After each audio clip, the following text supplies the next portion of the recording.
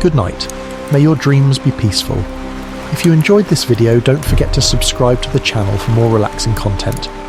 Long before stone castles crowned its hills, or legendary kings rallied armies beneath storm-lashed banners, Scotland was a land shaped by mist, mountain, and kin. This was the realm of tribes fierce, resilient, and bound not by borders or crowns, but by blood, loyalty, and the sacred tie between people and place.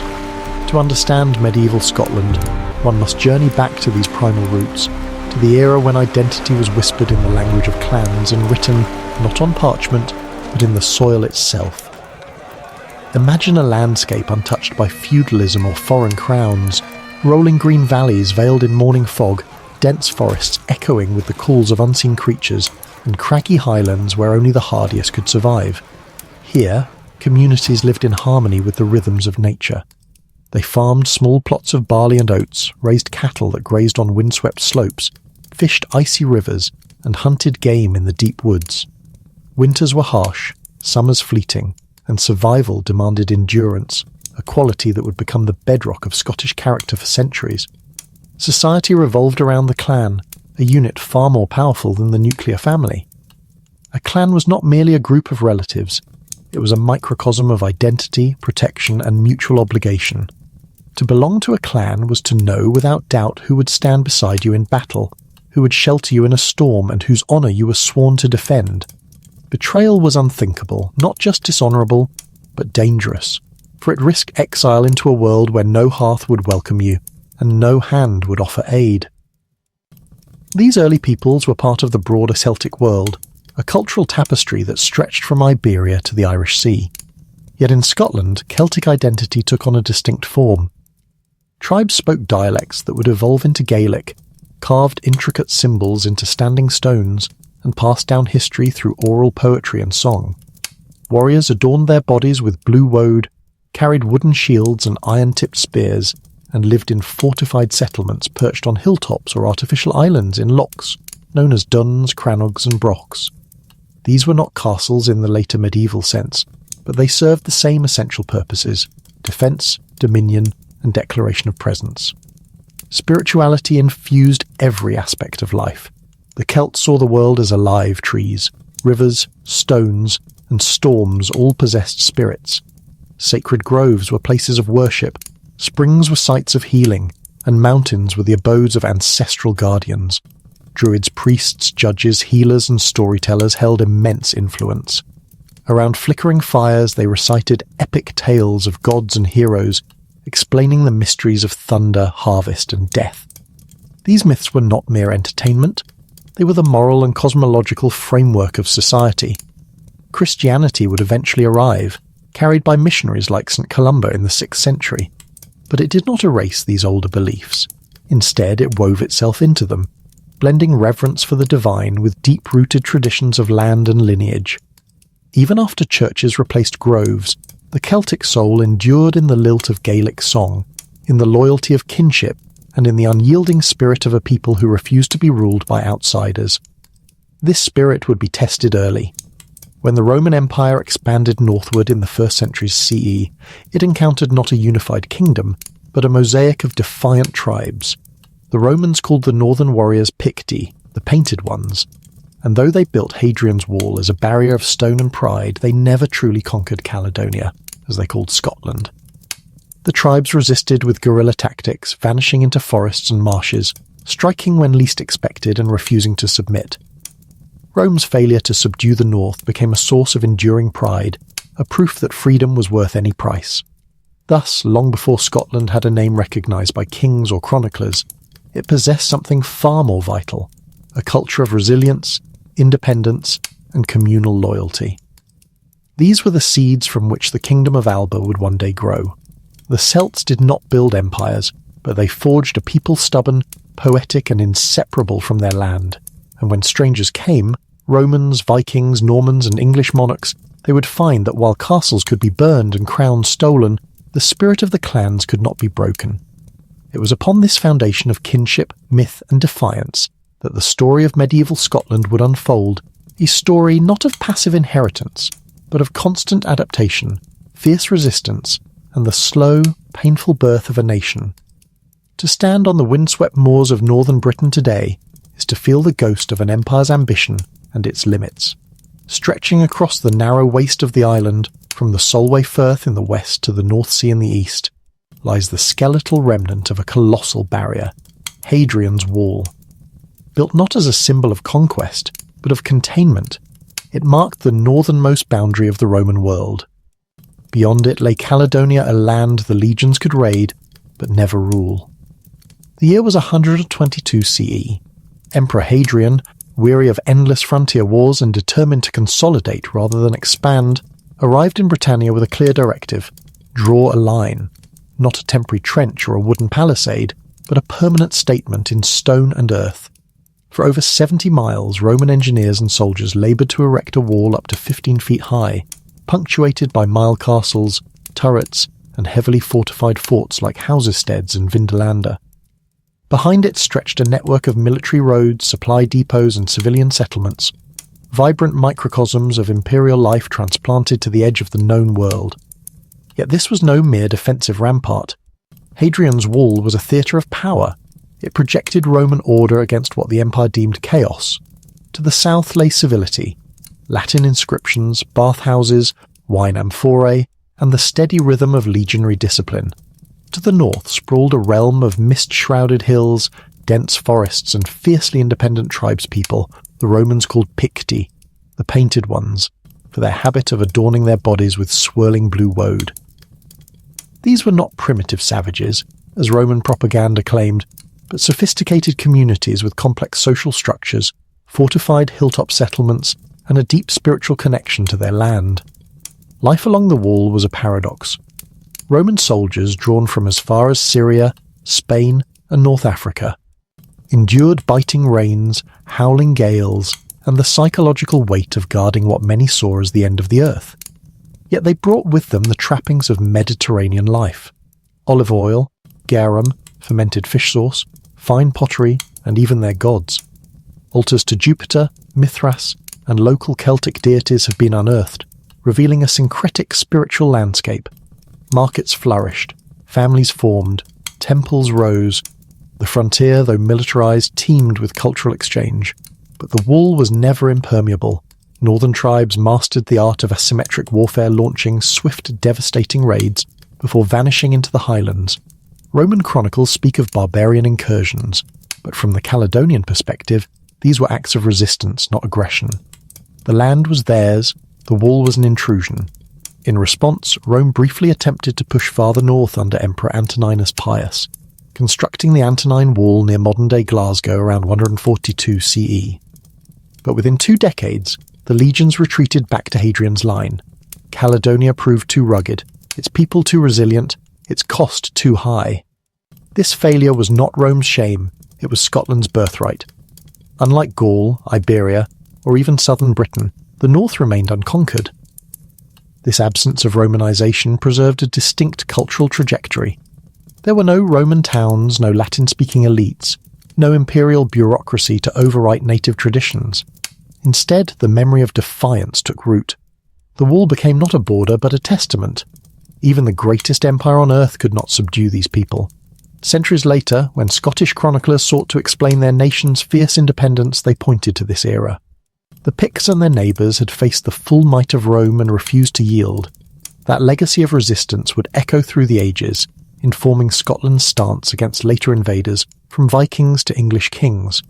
Hadrian's Wall, intended to mark the limit of Roman civilization, instead became the cradle of Scottish identity. Today, its stones are scattered, reused in farmhouses, churches, and village walls, but its symbolism endures.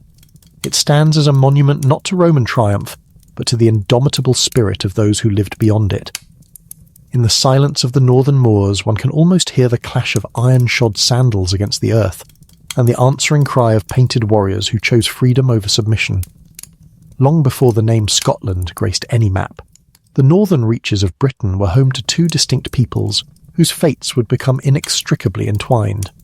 To the north and east, beyond the craggy spine of the Grampian Mountains, dwelled the Picts, a society so enigmatic that even their name was bestowed by outsiders.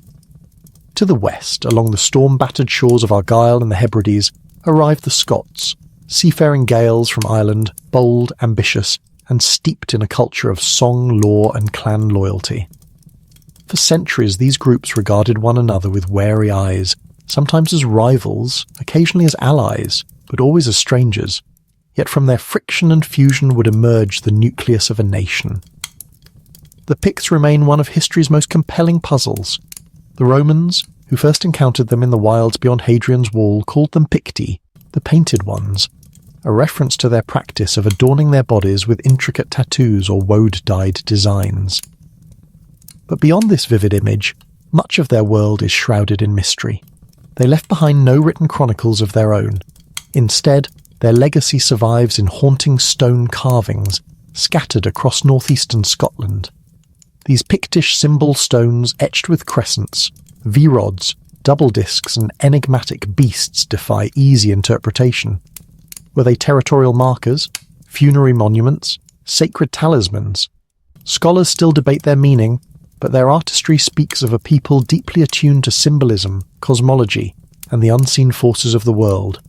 Pictish society was organised into powerful regional kingdoms, likely ruled by warrior kings whose authority derived from both martial prowess and sacred lineage.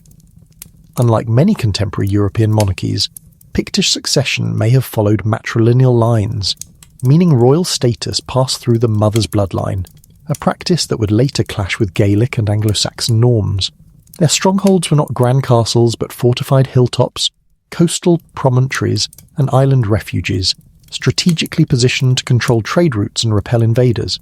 They were farmers, herders, and skilled metalworkers, crafting brooches, weapons, and ceremonial objects of remarkable sophistication. Meanwhile, from across the narrow sea, the Scots, originally known as the Scoti, began, establishing footholds in what is now western Scotland during the 5th and 6th centuries. Hailing from the Kingdom of Alba in northeastern Ireland, they were not conquerors in the traditional sense, but settlers, drawn by kinship ties, fertile lands, and the promise of autonomy. They brought with them the Gaelic language, a rich oral tradition of poetry and law, and a social structure centred on the fine and extended kin group bound by loyalty and mutual obligation. The Scots and Picts did not exist in isolation. They traded, intermarried, and occasionally warred. At times, Scots pushed eastward into Pictish territory. At others, Pictish kings asserted dominance over Gaelic settlements, yet both faced a common threat that would ultimately force cooperation: external invasion. First came the Romans, whose failed attempts to subdue Caledonia left a legacy of defiance.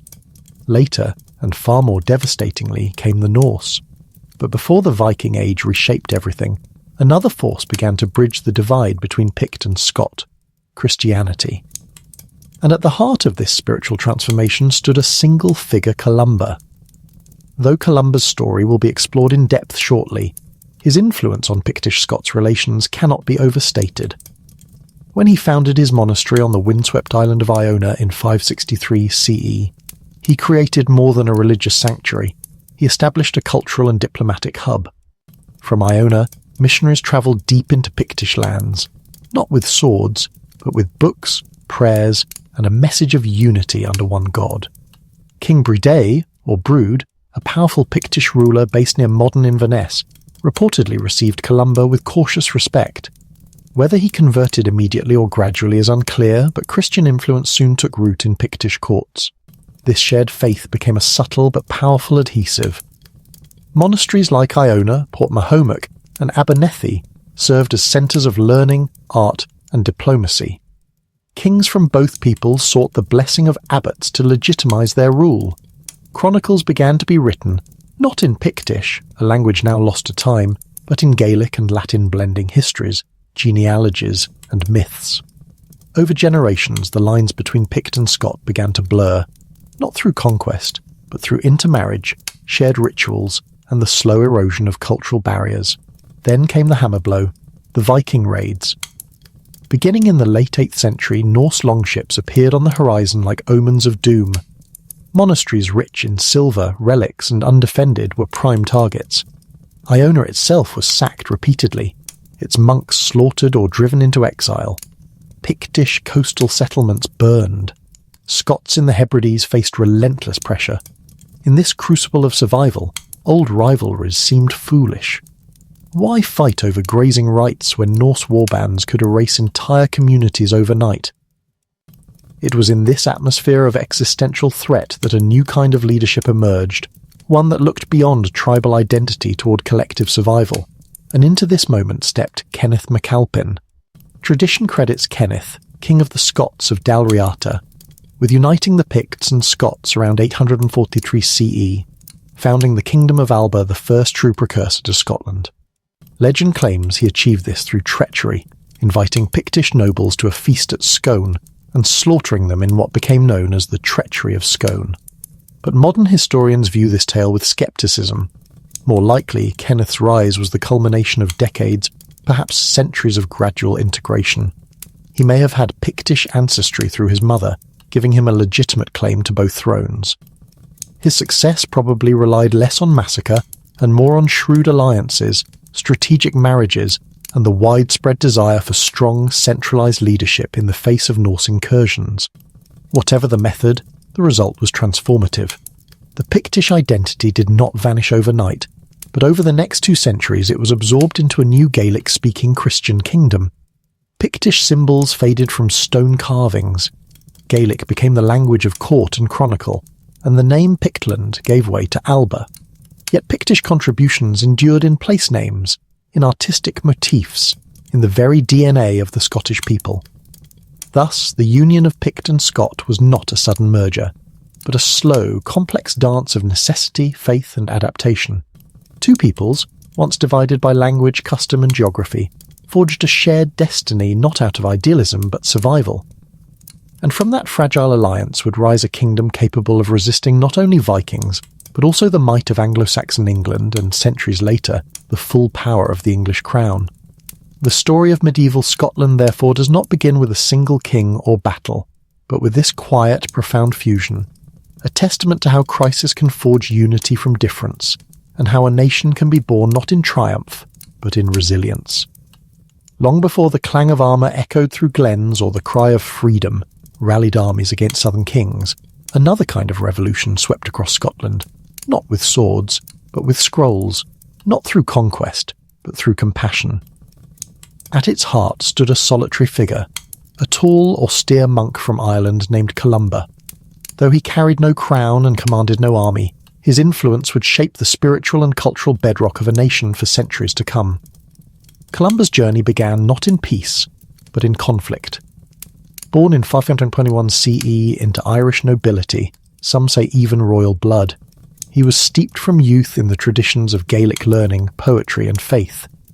By his 30s, he was already a respected scholar and abbot, but his life took a dark turn when a dispute over a copied manuscript escalated into violence.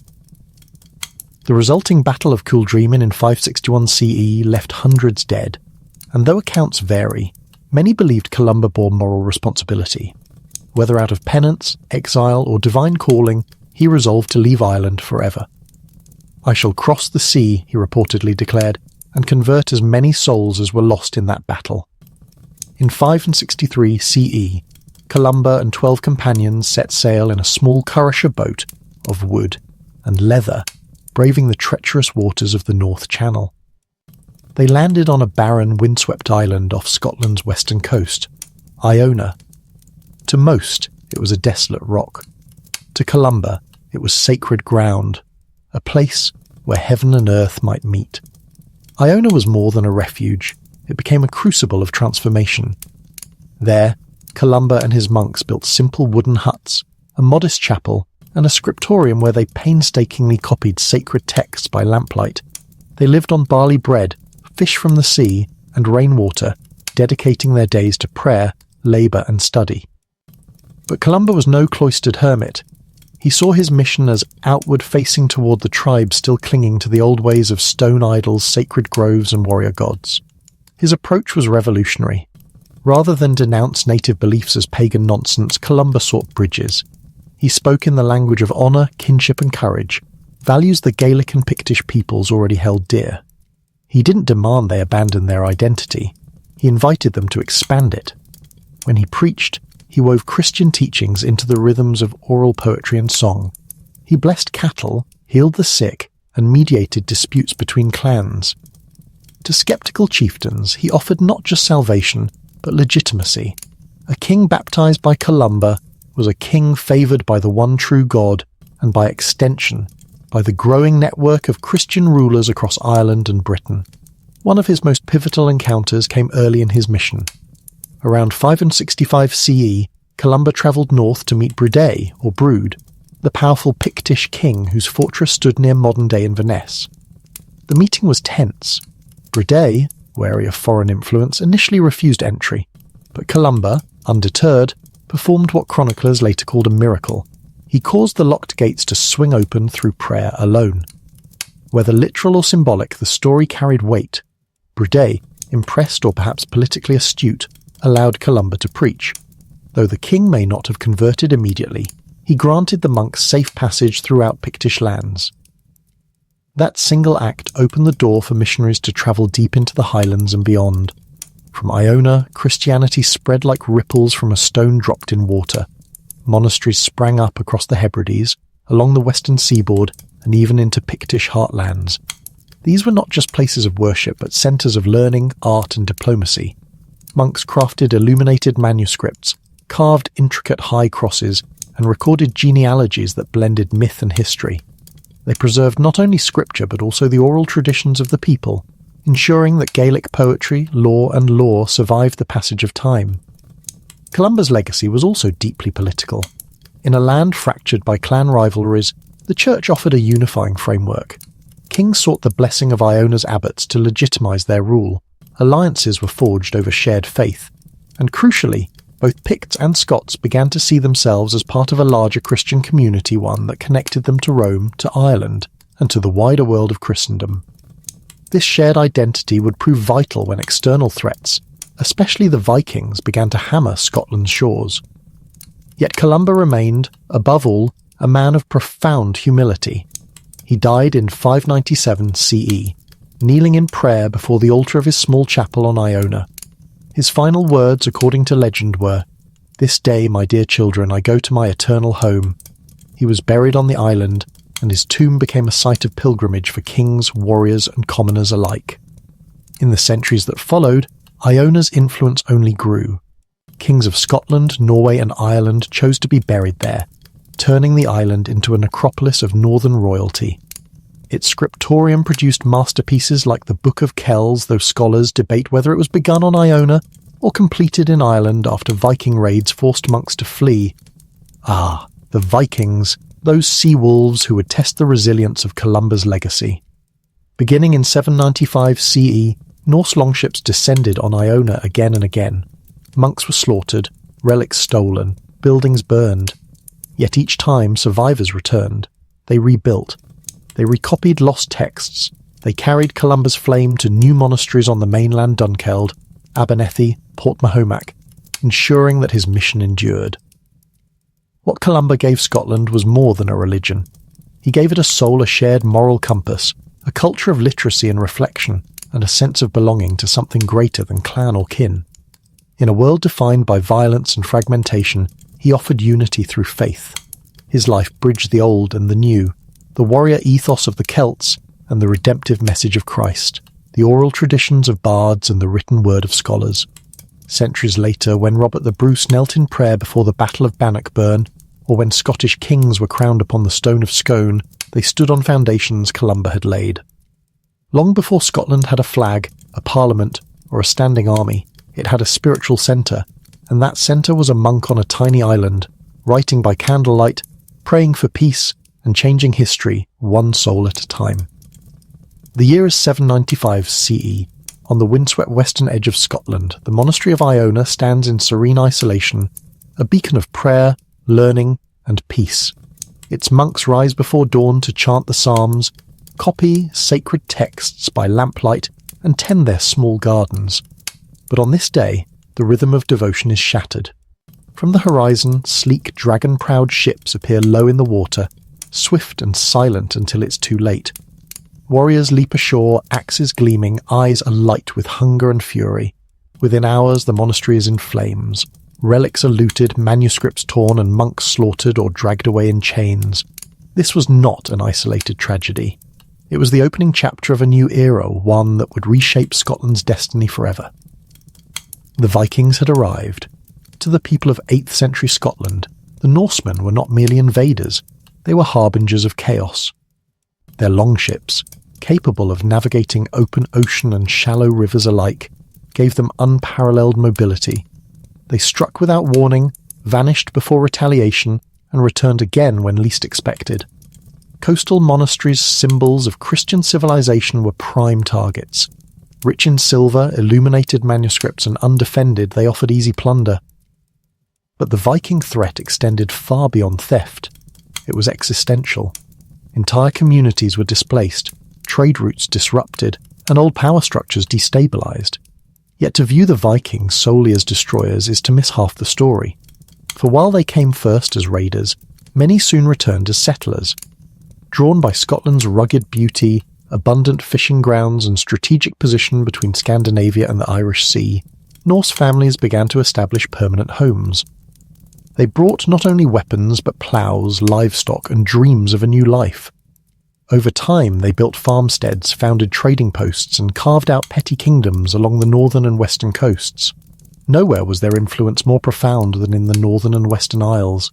Orkney and Shetland, closest to Norway, became thoroughly Norse, so much so that for centuries they were governed not from Scone or Edinburgh, but from the royal court in Bergen. The local population, once Pictish, was gradually assimilated or displaced. Norse place names ending in Ness, Wick, Estair, and Dalla replaced older ones, many of which survive to this day. Lerwick, Stromness, Kirkwall, Sandwick. The language spoken was Old Norse, not Gaelic. The gods worshipped were Odin, Thor, and Freya, not Christ. Law, custom, and daily life followed Scandinavian patterns. In the Hebrides and along the western seaboard, a different dynamic emerged. Here the Norse did not simply replace the native culture, they blended with it. Gaelic-speaking Scots and Norse-speaking Vikings intermarried, traded, and sometimes fought, but also forged alliances. From this fusion arose a new hybrid identity, the Norse Gaels. These were warriors and sea kings who spoke both tongues, bore names like Somael, Somalid, or Godred, and ruled realms that spanned from the Isle of Man to the Outer Hebrides. Their power was not based on castles or farmland, but on fleets of longships. Control of the sea meant control of trade, tribute, and military dominance. One of the most powerful Norse Gaelic polities was the Kingdom of the Isles, known in Gaelic as Riinsgal, Kingdom of the Foreigners' Isles. At its height, it encompassed the Hebrides, the Isle of Man, and parts of the Irish coast. Its rulers were not petty chieftains, but formidable sea kings who negotiated with kings of Scotland, Ireland, and Norway as equals. They minted their own coins, commissioned poetry, and maintained fleets that could challenge any navy in the North Atlantic. This Norse presence had a paradoxical effect on mainland Scotland. On one hand, it fragmented authority and weakened the emerging Kingdom of Alba. On the other, it created a powerful external pressure that accelerated unification. Faced with a common enemy, or at least a common destabilizing force, Picts and Scots found reason to set aside old rivalries. The Viking Age, in this sense, was a crucible. It burned away weaker polities and forged stronger ones from the survivors. Consider the rise of Kenneth MacAlpin in the mid-9th century. Traditional accounts frame his unification of Picts and Scots as a sudden, dramatic act, perhaps even a massacre at a banquet. But modern scholarship suggests a more gradual process, one deeply influenced by Norse expansion. With Viking warbands raiding deep into the mainland and Norse jarls establishing footholds in the west, the need for a centralized, coordinated defense became urgent. Kenneth, likely of mixed Pictish-Scots heritage himself, may have leveraged this crisis to consolidate power, presenting himself not as a conqueror, but as a protector. The Vikings also reshaped Scotland's relationship with the wider world. Before their arrival, Scotland was relatively isolated, a land on the edge of Christendom looking inward. The Norse connected it to a vast northern network stretching from Dublin to Novgorod, from Iceland to the Byzantine Empire. Scottish wool, hides, and slaves flowed south and east. Norse silver, weapons, and ideas flowed north and west. This integration into the North Atlantic economy laid the groundwork for Scotland's later medieval prosperity. Culturally, the Viking legacy was equally profound. Norse craftsmanship influenced Scottish metalwork and shipbuilding. Norse legal concepts such as the thing, or assembly, may have reinforced existing Gaelic traditions of communal decision-making. Even the Scottish sense of maritime identity owes much to the Norse. While the English looked to the continent and the Welsh to their mountains, the Scots, especially in the west, became a seafaring people, heirs to both Gaelic bards and Norse skalds. Of course, resistance persisted. Scottish kings launched repeated campaigns to reclaim the Isles. Somerled, a 12th century Norse Gaelic warlord of mixed ancestry, led a major rebellion against Norwegian overlordship, briefly reasserting Gaelic dominance in the Hebrides. His descendants, the lords of the Isles, would remain semi-independent for centuries, often defying the Scottish crown itself. Yet by the late Middle Ages, the Norse political presence had waned. Orkney and Shetland remained under Norwegian, later Danish control, until 1468-69, when they were pledged to Scotland as part of a royal marriage dowry. The Western Isles were gradually absorbed into the Scottish realm through a mix of diplomacy, warfare, and dynastic marriage. But the cultural imprint endured. In Orkney, the annual Up Hellier festival still celebrates Norse heritage with torchlit processions and replica longships. In the Hebrides, Gaelic songs echo with Norse rhythms. Even the DNA of modern Scots carries traces of Viking ancestry, particularly in the north and west. So who were the Vikings in the story of Scotland? They were raiders, yes, but also settlers, traders, rulers and ancestors. They shattered the old world of Pictish stones and monastic solitude, but from the fragments they helped build something new, a Scotland that was tougher, more connected and more complex. Their longships did not bring only fire and death. They carried the seeds of a transformed society, one that would eventually stand shoulder to shoulder with England, not as a collection of tribes, but as a kingdom forged in the fires of invasion and adaptation. In the end, the Viking Age did not conquer Scotland, but it remade it. In the annals of Scottish history, few names carry the weight of myth and meaning quite like Kenneth MacAlpin. To later chroniclers, he was the founding father, the king who, in a single bold stroke, fused two ancient peoples into one enduring realm. To modern historians, he's a more complex figure. Not a sudden unifier, but the culmination of centuries of cultural convergence, political necessity, and quiet diplomacy. Yet regardless of interpretation, his reign in the mid-9th century marks a definitive turning point, the moment when Scotland ceased to be a land of rival tribes and began its slow, arduous journey toward nationhood. Kenneth did not emerge from a vacuum. He was born into a world already reshaped by crisis. The Picts, once the dominant power in northern and eastern Scotland, had ruled a patchwork of regional kingdoms for centuries. Their society, though enigmatic, was sophisticated, marked by intricate stone carvings, fortified hilltop settlements, and a system of kingship that may have followed matrilineal lines, a practice that set them apart from most of their neighbours. Meanwhile, the Scots Gaelic-speaking settlers from the Irish kingdom of Dalriata had established a firm foothold along the western seaboard, from Argyll to the Hebrides. Though culturally distinct, the two peoples had long interacted through trade, intermarriage, and occasional conflict. But by the early 9th century, a new threat had redrawn the map of possibility: the Vikings. Norse longships, swift and merciless, began appearing on Scotland's coast with terrifying regularity. Monasteries like Iona, once sanctuaries of learning and faith, were reduced to ash and bone. Pictish strongholds along the Moray Firth burned. Scottish settlements in the Isles were overrun. In this atmosphere of existential peril, old rivalries seemed not just foolish, but fatal. Survival demanded unity. It was into this crucible that Kenneth stepped. As King of the Scots of Dalriata, he likely possessed both Gaelic and Pictish ancestry. Perhaps through his mother, whose lineage may have granted him a legitimate claim to the Pictish throne. This dual heritage was not merely symbolic, it was strategic. In a society where kingship rested on blood, alliance, and divine favour, Kenneth's mixed roots gave him a rare legitimacy across both peoples. Traditional accounts, most notably the 12th century chronicle of the Kings of Alba, tell a dramatic tale. In 843 CE, Kenneth invited the leading Pictish nobles to a great feast at Scona sacred site already associated with inauguration rituals. There, the story goes, he had them slaughtered in what became known as the treachery of Scone, clearing the way for his sole rule. This narrative, rich in drama and moral warning, served later medieval chroniclers well. It explained the sudden disappearance of Pictish identity through a single act of cunning and violence. But modern scholarship casts serious doubt on this version. Archaeological evidence shows no sudden cultural rupture in the mid-9th century. Pictish symbol stones do not vanish overnight. Gaelic language and customs do not flood the East in a wave of conquest. Instead, the transition appears gradual, even organic. It is far more likely that Kenneth's rise was the result of careful negotiation, dynastic marriage, and the widespread recognition that a united front was the only hope against Norse domination. Once in power, Kenneth did not erase Pictish culture.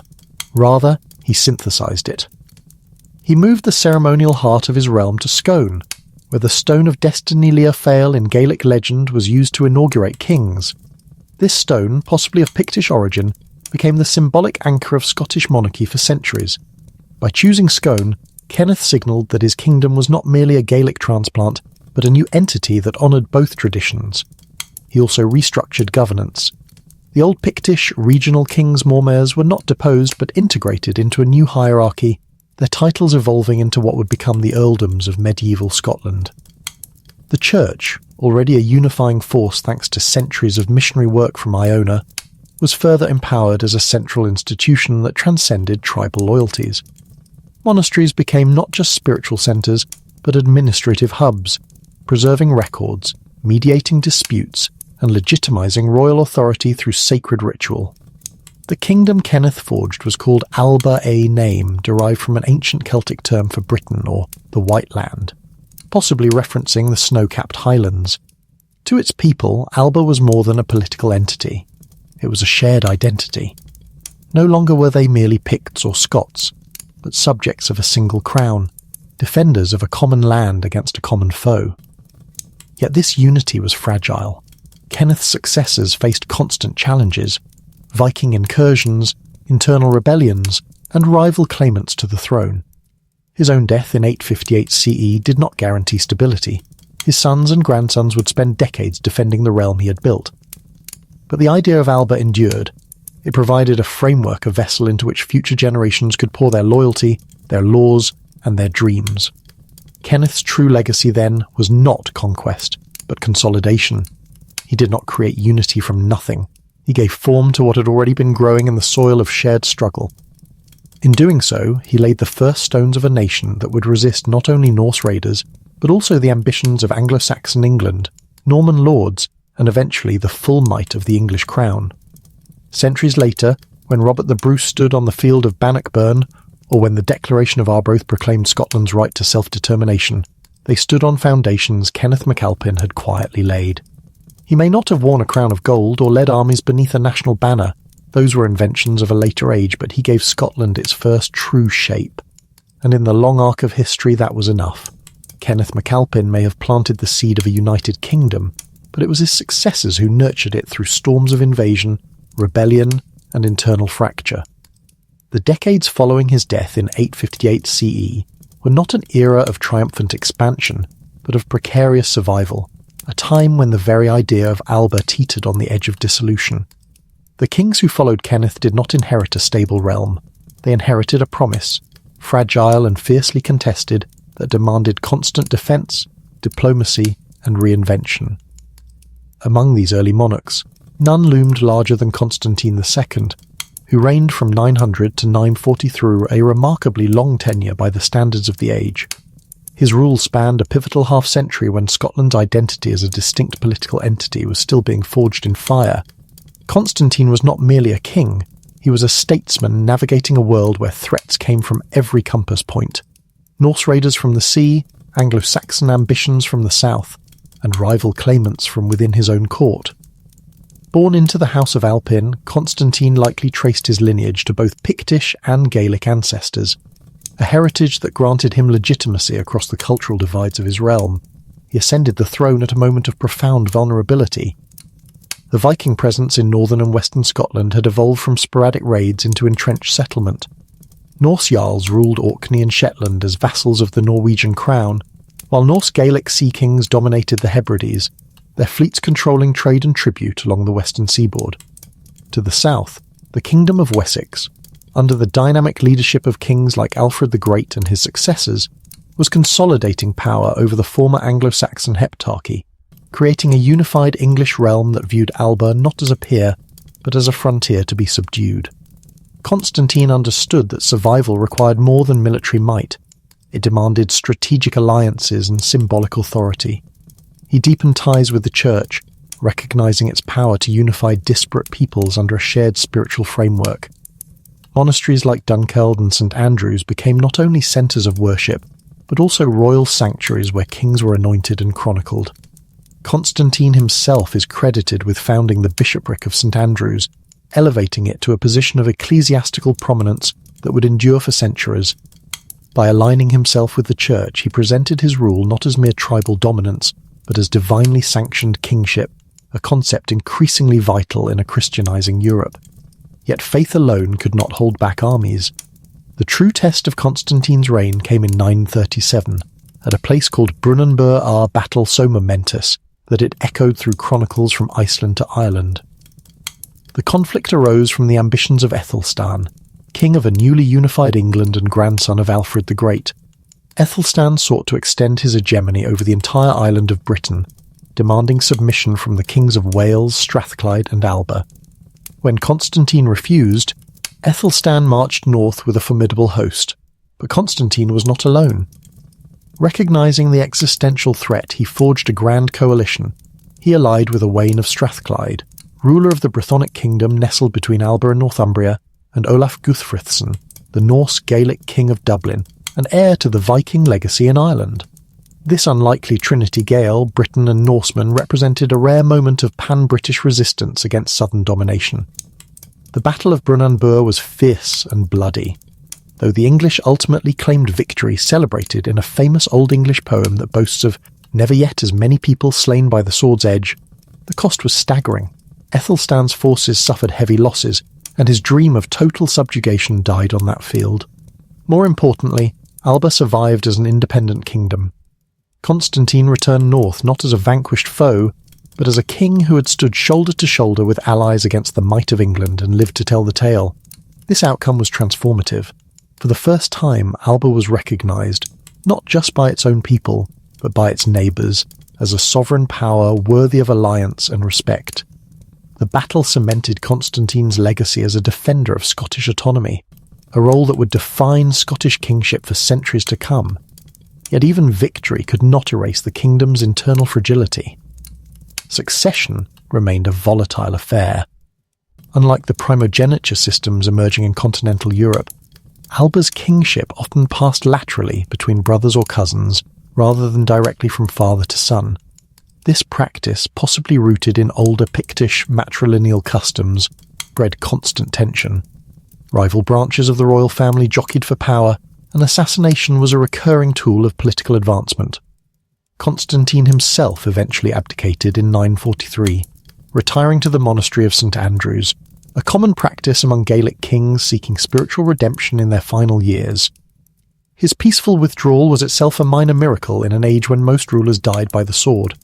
The kings who followed, Indulf, Dub, Quillen, faced similar challenges. Viking raids persisted. Clan loyalties remained stronger than national ones. The highlands and islands operated with near autonomy, their chieftains owing only nominal allegiance to the king at Scone. Yet through it all, the idea of Alba endured. Each reign, however brief or troubled, added another layer to the kingdom's institutional memory.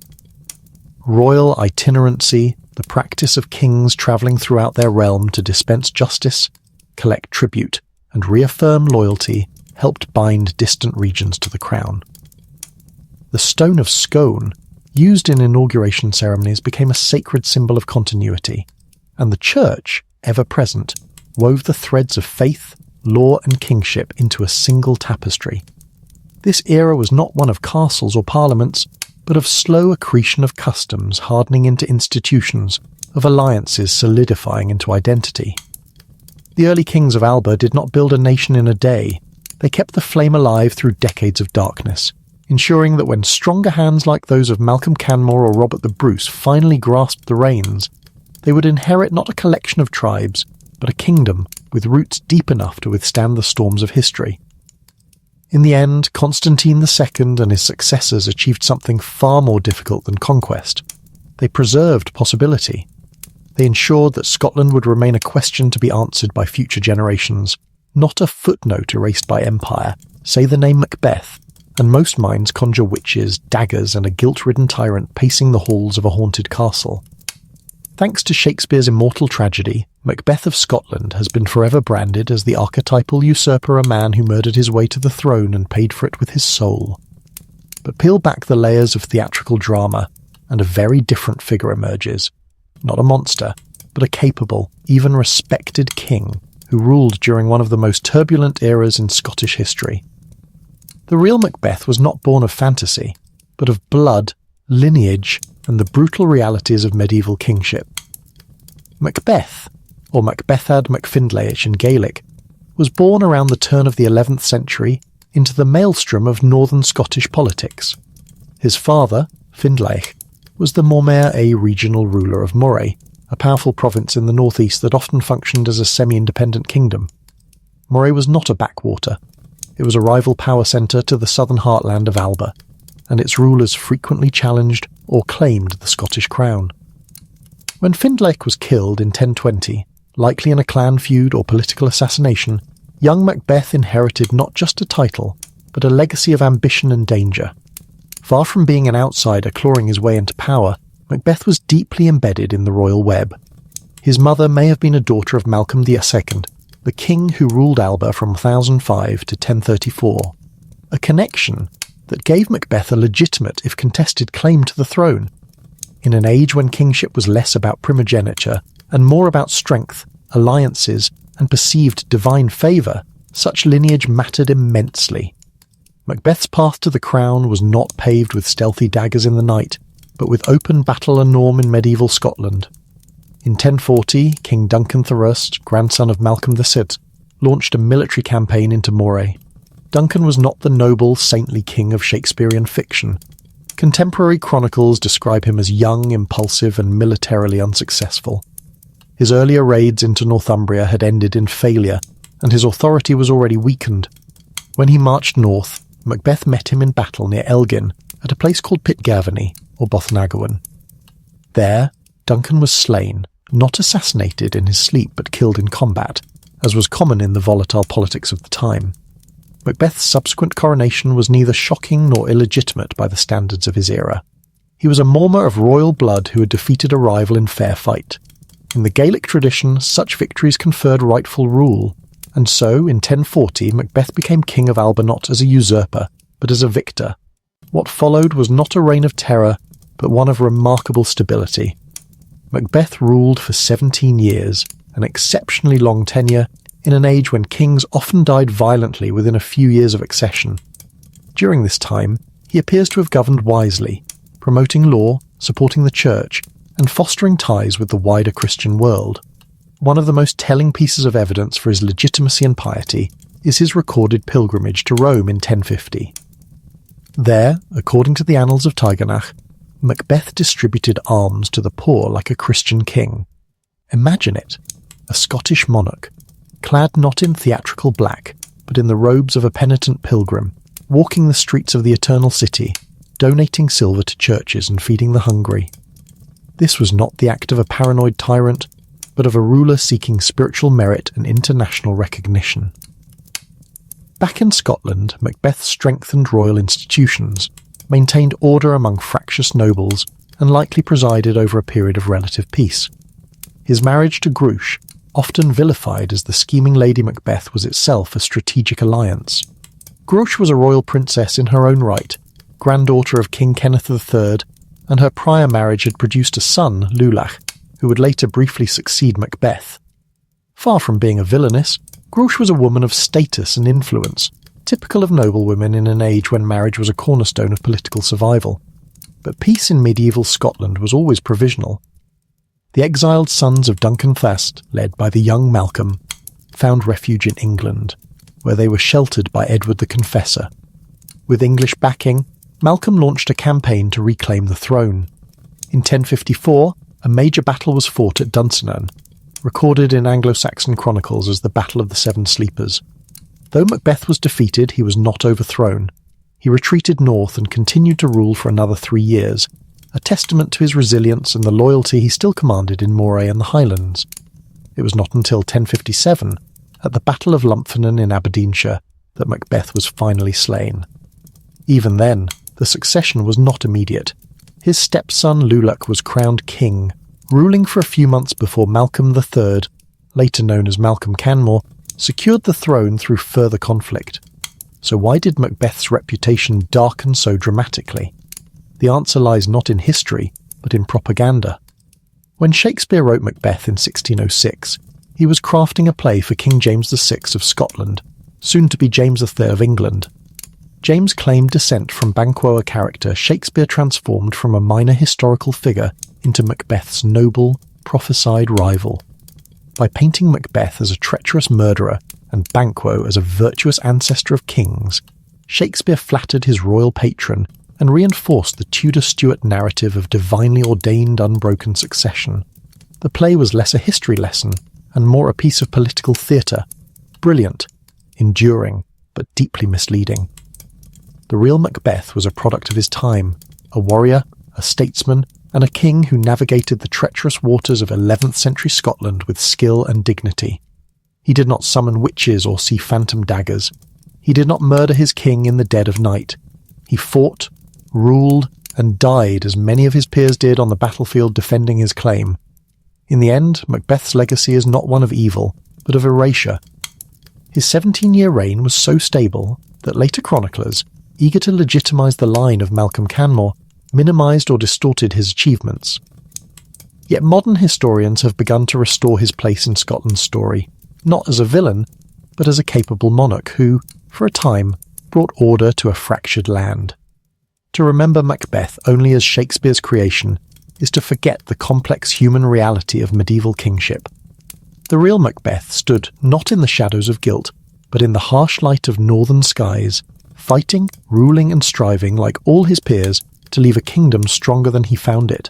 In the decades following the Battle of Hastings in 1066, a quiet revolution began to ripple northward from England into Scotland, not with fire and sword, but with parchment, stone and the clatter of armoured hooves. The Normans, those descendants of Viking settlers who had been reshaped by Frankish culture and Christian discipline, brought with them more than military prowess. They carried a new vision of power, centralised, hierarchical, and expressed through castles, charters and chivalric codes. Though Scotland had never fallen to William the Conqueror, it would soon absorb his legacy, not through invasion, but through invitation, intermarriage, and royal calculation. The catalyst for this transformation was Malcolm III, also known as Malcolm Canmore, Great Chief, who ruled from 1058 to 1093. His reign marked a decisive pivot toward continental Europe and away from the insular, clan-based traditions of earlier Alba. Much of this shift was influenced by his queen, Margaret, an English princess of the old Anglo-Saxon royal line, later canonised as Saint Margaret of Scotland. Exiled after the Norman conquest of England, Margaret brought with her not only piety, but also a deep familiarity with the customs of southern courts. Under her guidance, Malcolm began to restructure his realm, along lines that would make it recognisable to kings in France or Germany. Malcolm and Margaret's court at Dunfermline became a crucible of change. Latin replaced Gaelic in official documents. The Roman Church, with its standardised liturgy and administrative rigour, gained greater influence over the older Celtic monastic traditions. Royal justice began to supplant clan-based arbitration, and perhaps most significantly, Malcolm began welcoming Norman and Anglo-Norman knights into his servicemen who had lost lands in England and sought new fortunes in the north. These newcomers were not mere mercenaries. They were granted estates, titles and positions of trust. In return, they pledged loyalty to the Scottish crown and brought with them the tools of feudal governance, written land grants, military service in exchange for tenure, and the construction of castles as centres of control. The first wave of Norman families de Morville, de Bruce, Fitzalan, later Stewart, and Comyn would become pillars of the Scottish aristocracy for centuries. The Bruce family, originally from Brix in Normandy, arrived in Scotland during Malcolm's reign. Robert de Bru was granted vast lands in Annandale, along the volatile Anglo-Scottish border. His descendants would straddle two worlds, Norman in lineage, Scottish in loyalty, and their ambition would eventually place one of their own on the throne.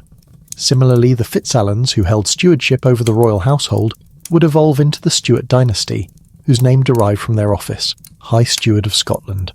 From administrators, they would become kings. This infusion of Norman blood and custom did not erase Scotland's Gaelic soul. Rather, it layered a new identity atop the old.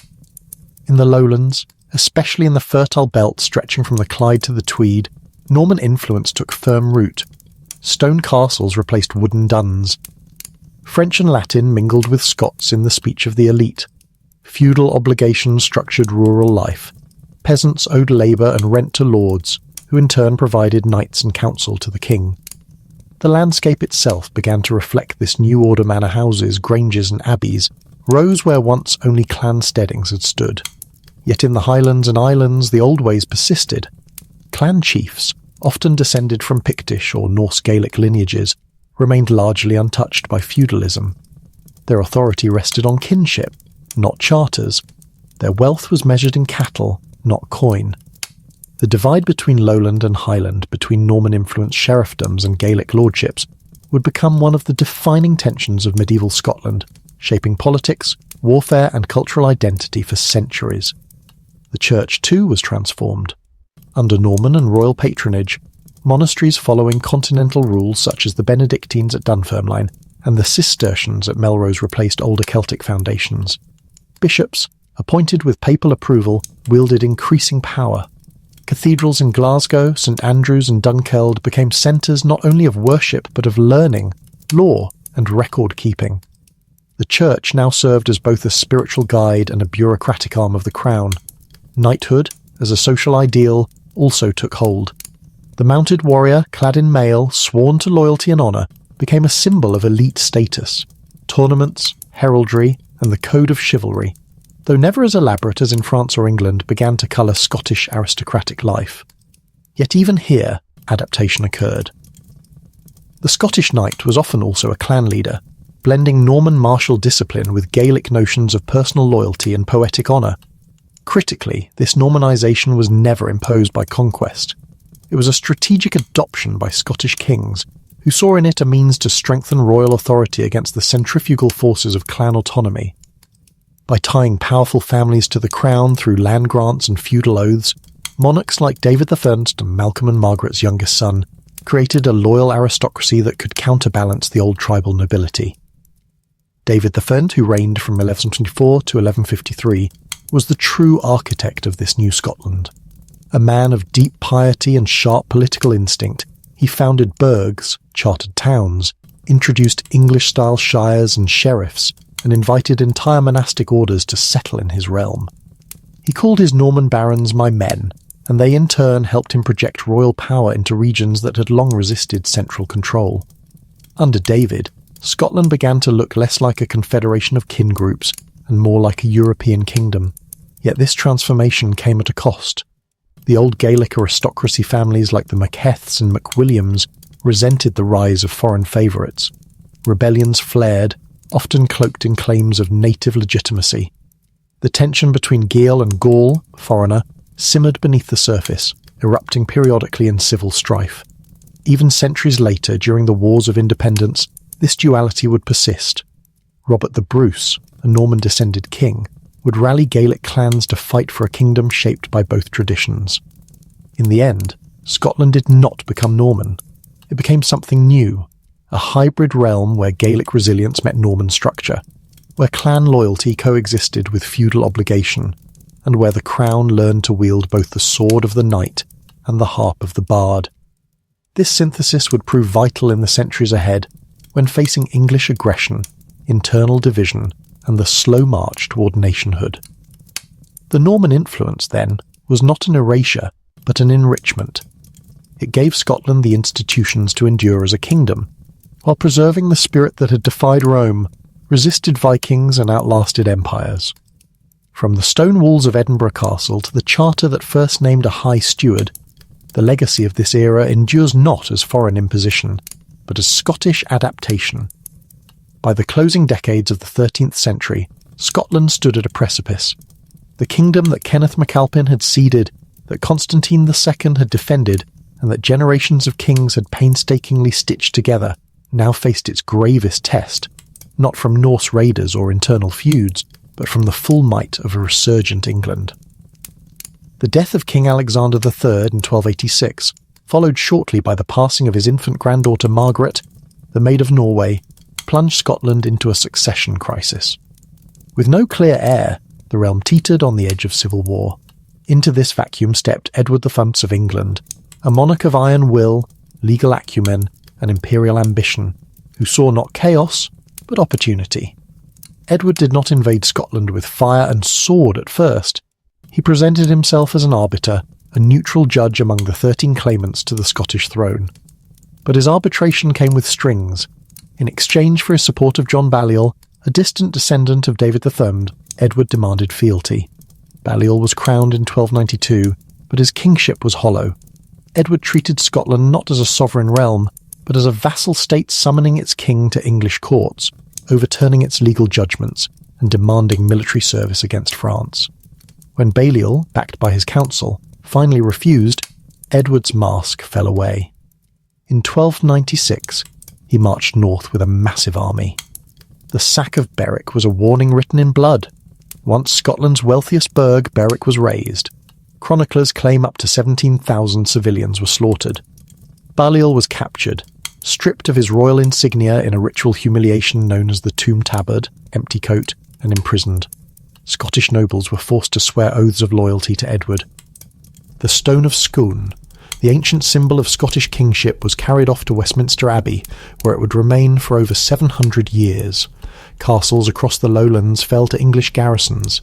To Edward, Scotland was pacified. But empires often mistake silence for submission. In the shadows of occupation, resistance stirred not from the nobility, who had largely bent the knee, but from the common folk, and at its heart stood a man whose name would become synonymous with defiance, William Wallace. Wallace was no king, no earl, no landholder of note. Born around 1270, likely into the lesser gentry of Renfrewshire or Ayrshire, he was educated fluent in Latin and French, but forged in the harsh realities of border life.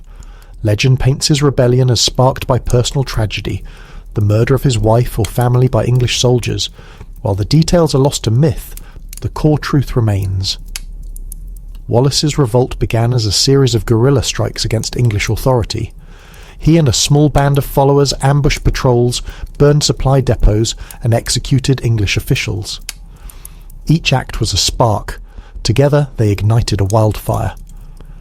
By 1297, Wallace's reputation had grown so formidable that he attracted allies, including Andrew Moray, a northern noble leading his own uprising in Moray. Their forces converged near Stirling, where the English army, under the Earl of Surrey, prepared to cross the River Forth. The bridge at Stirling was narrow wide enough for only 2 horsemen abreast. Wallace and Moray, outnumbered nearly 2 to 1, waited on the slopes of Abbey Craig. They let half the English force cross, then struck. The Battle of Stirling Bridge was a masterpiece of tactical patience and terrain mastery. Trapped on the wrong side of the river, the English vanguard was annihilated. Those still on the southern bank watched in horror as their comrades were driven into the Forth or cut down on the bridge. Surrey fled.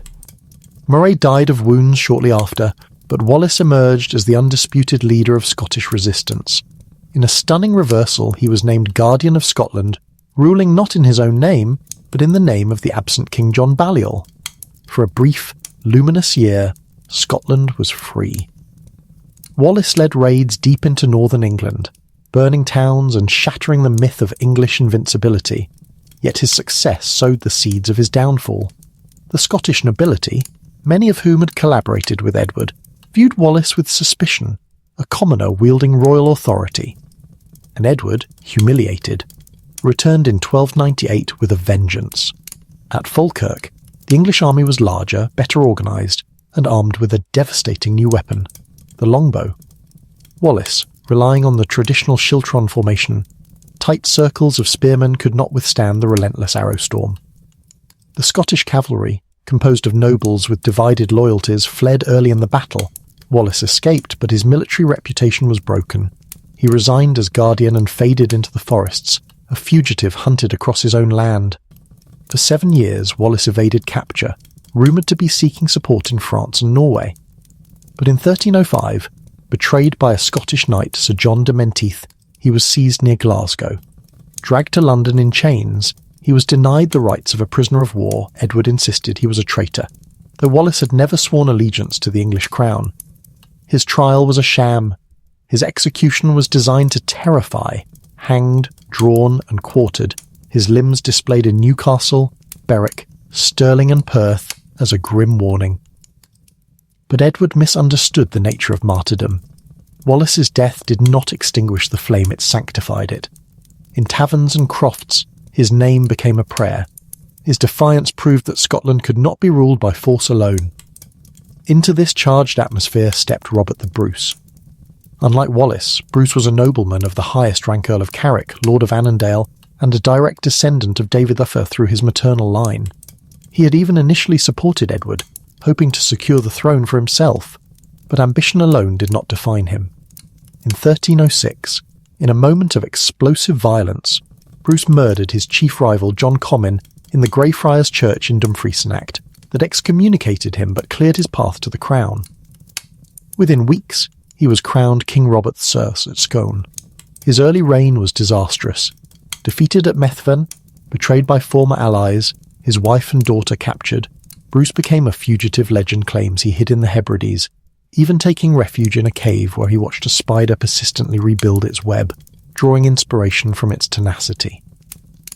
But Bruce was no mere survivor. He was a strategist. He adopted Wallace's guerrilla tactics but refined them. He targeted English supply lines, avoided pitched battles, and won the loyalty of Highland clans through personal charisma and shared Gaelic heritage. Slowly, methodically, he rebuilt his forces. By 1314, he controlled much of Scotland. Edward II, eager to restore English prestige, marched north with an army of over 20,000 men knights, archers, infantry, the largest force ever assembled against Scotland. Bruce chose his ground carefully. The Carse of Stirling, a flat plain flanked by marshes and woods. There, on June 23-24, 1314, the Battle of Bannockburn unfolded. The English cavalry, confident in their superiority, charged into the Scottish schiltrons. But the ground was soft, horses floundered. The schiltrons, now drilled to manoeuvre as cohesive units, held firm.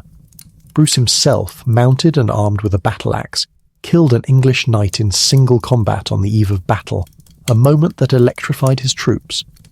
On the second day, as the English lines wavered, Scottish camp followers, the small folk, appeared on the hillside, brandishing makeshift weapons.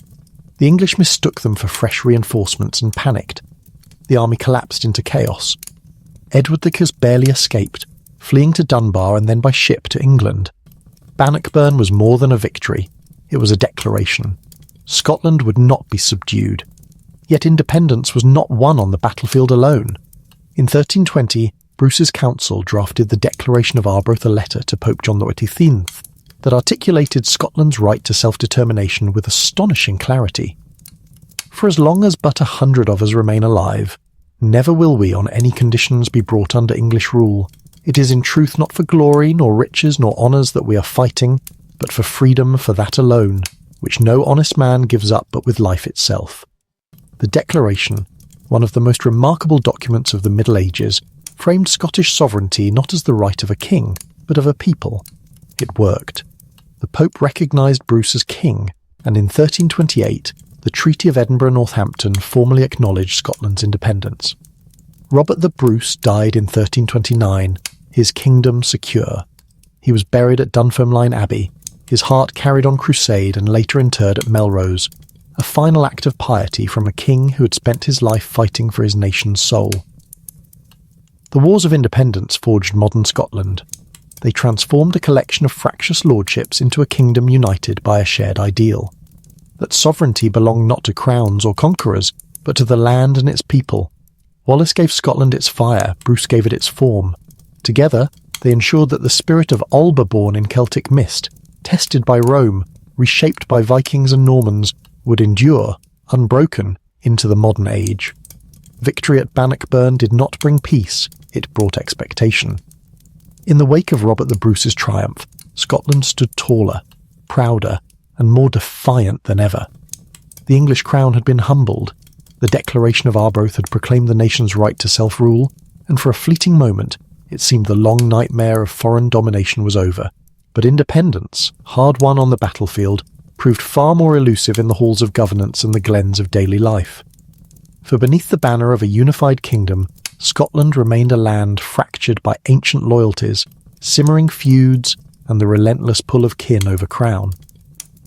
The truth is this: medieval Scotland was never a monolith. It was a mosaic brilliant in its diversity, yet perpetually on the verge of splintering. The monarchy, however revered, held only tenuous authority beyond the lowlands. In the highlands and islands, real power resided not in royal decrees, but in the word of a clan chief.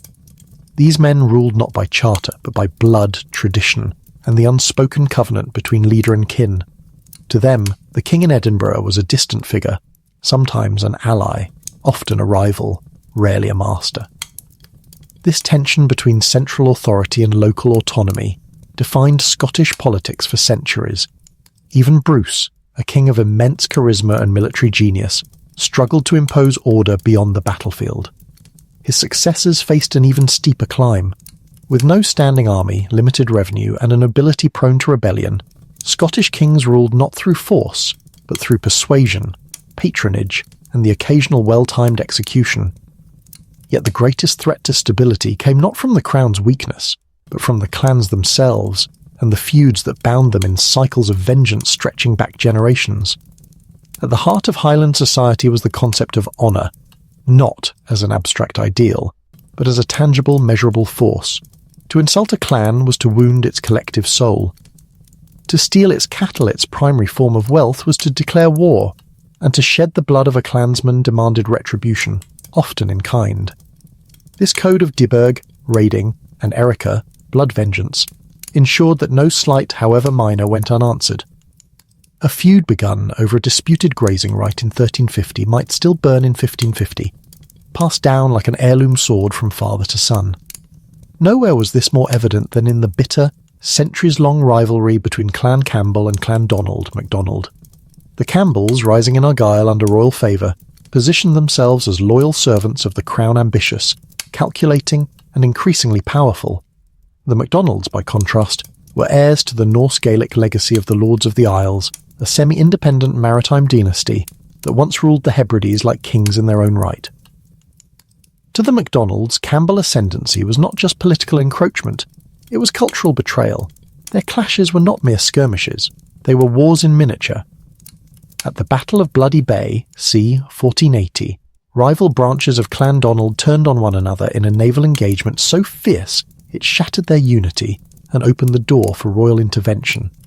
Later, the Campbells would exploit royal commissions to suppress rebellious clans, often targeting MacDonald strongholds under the guise of law enforcement.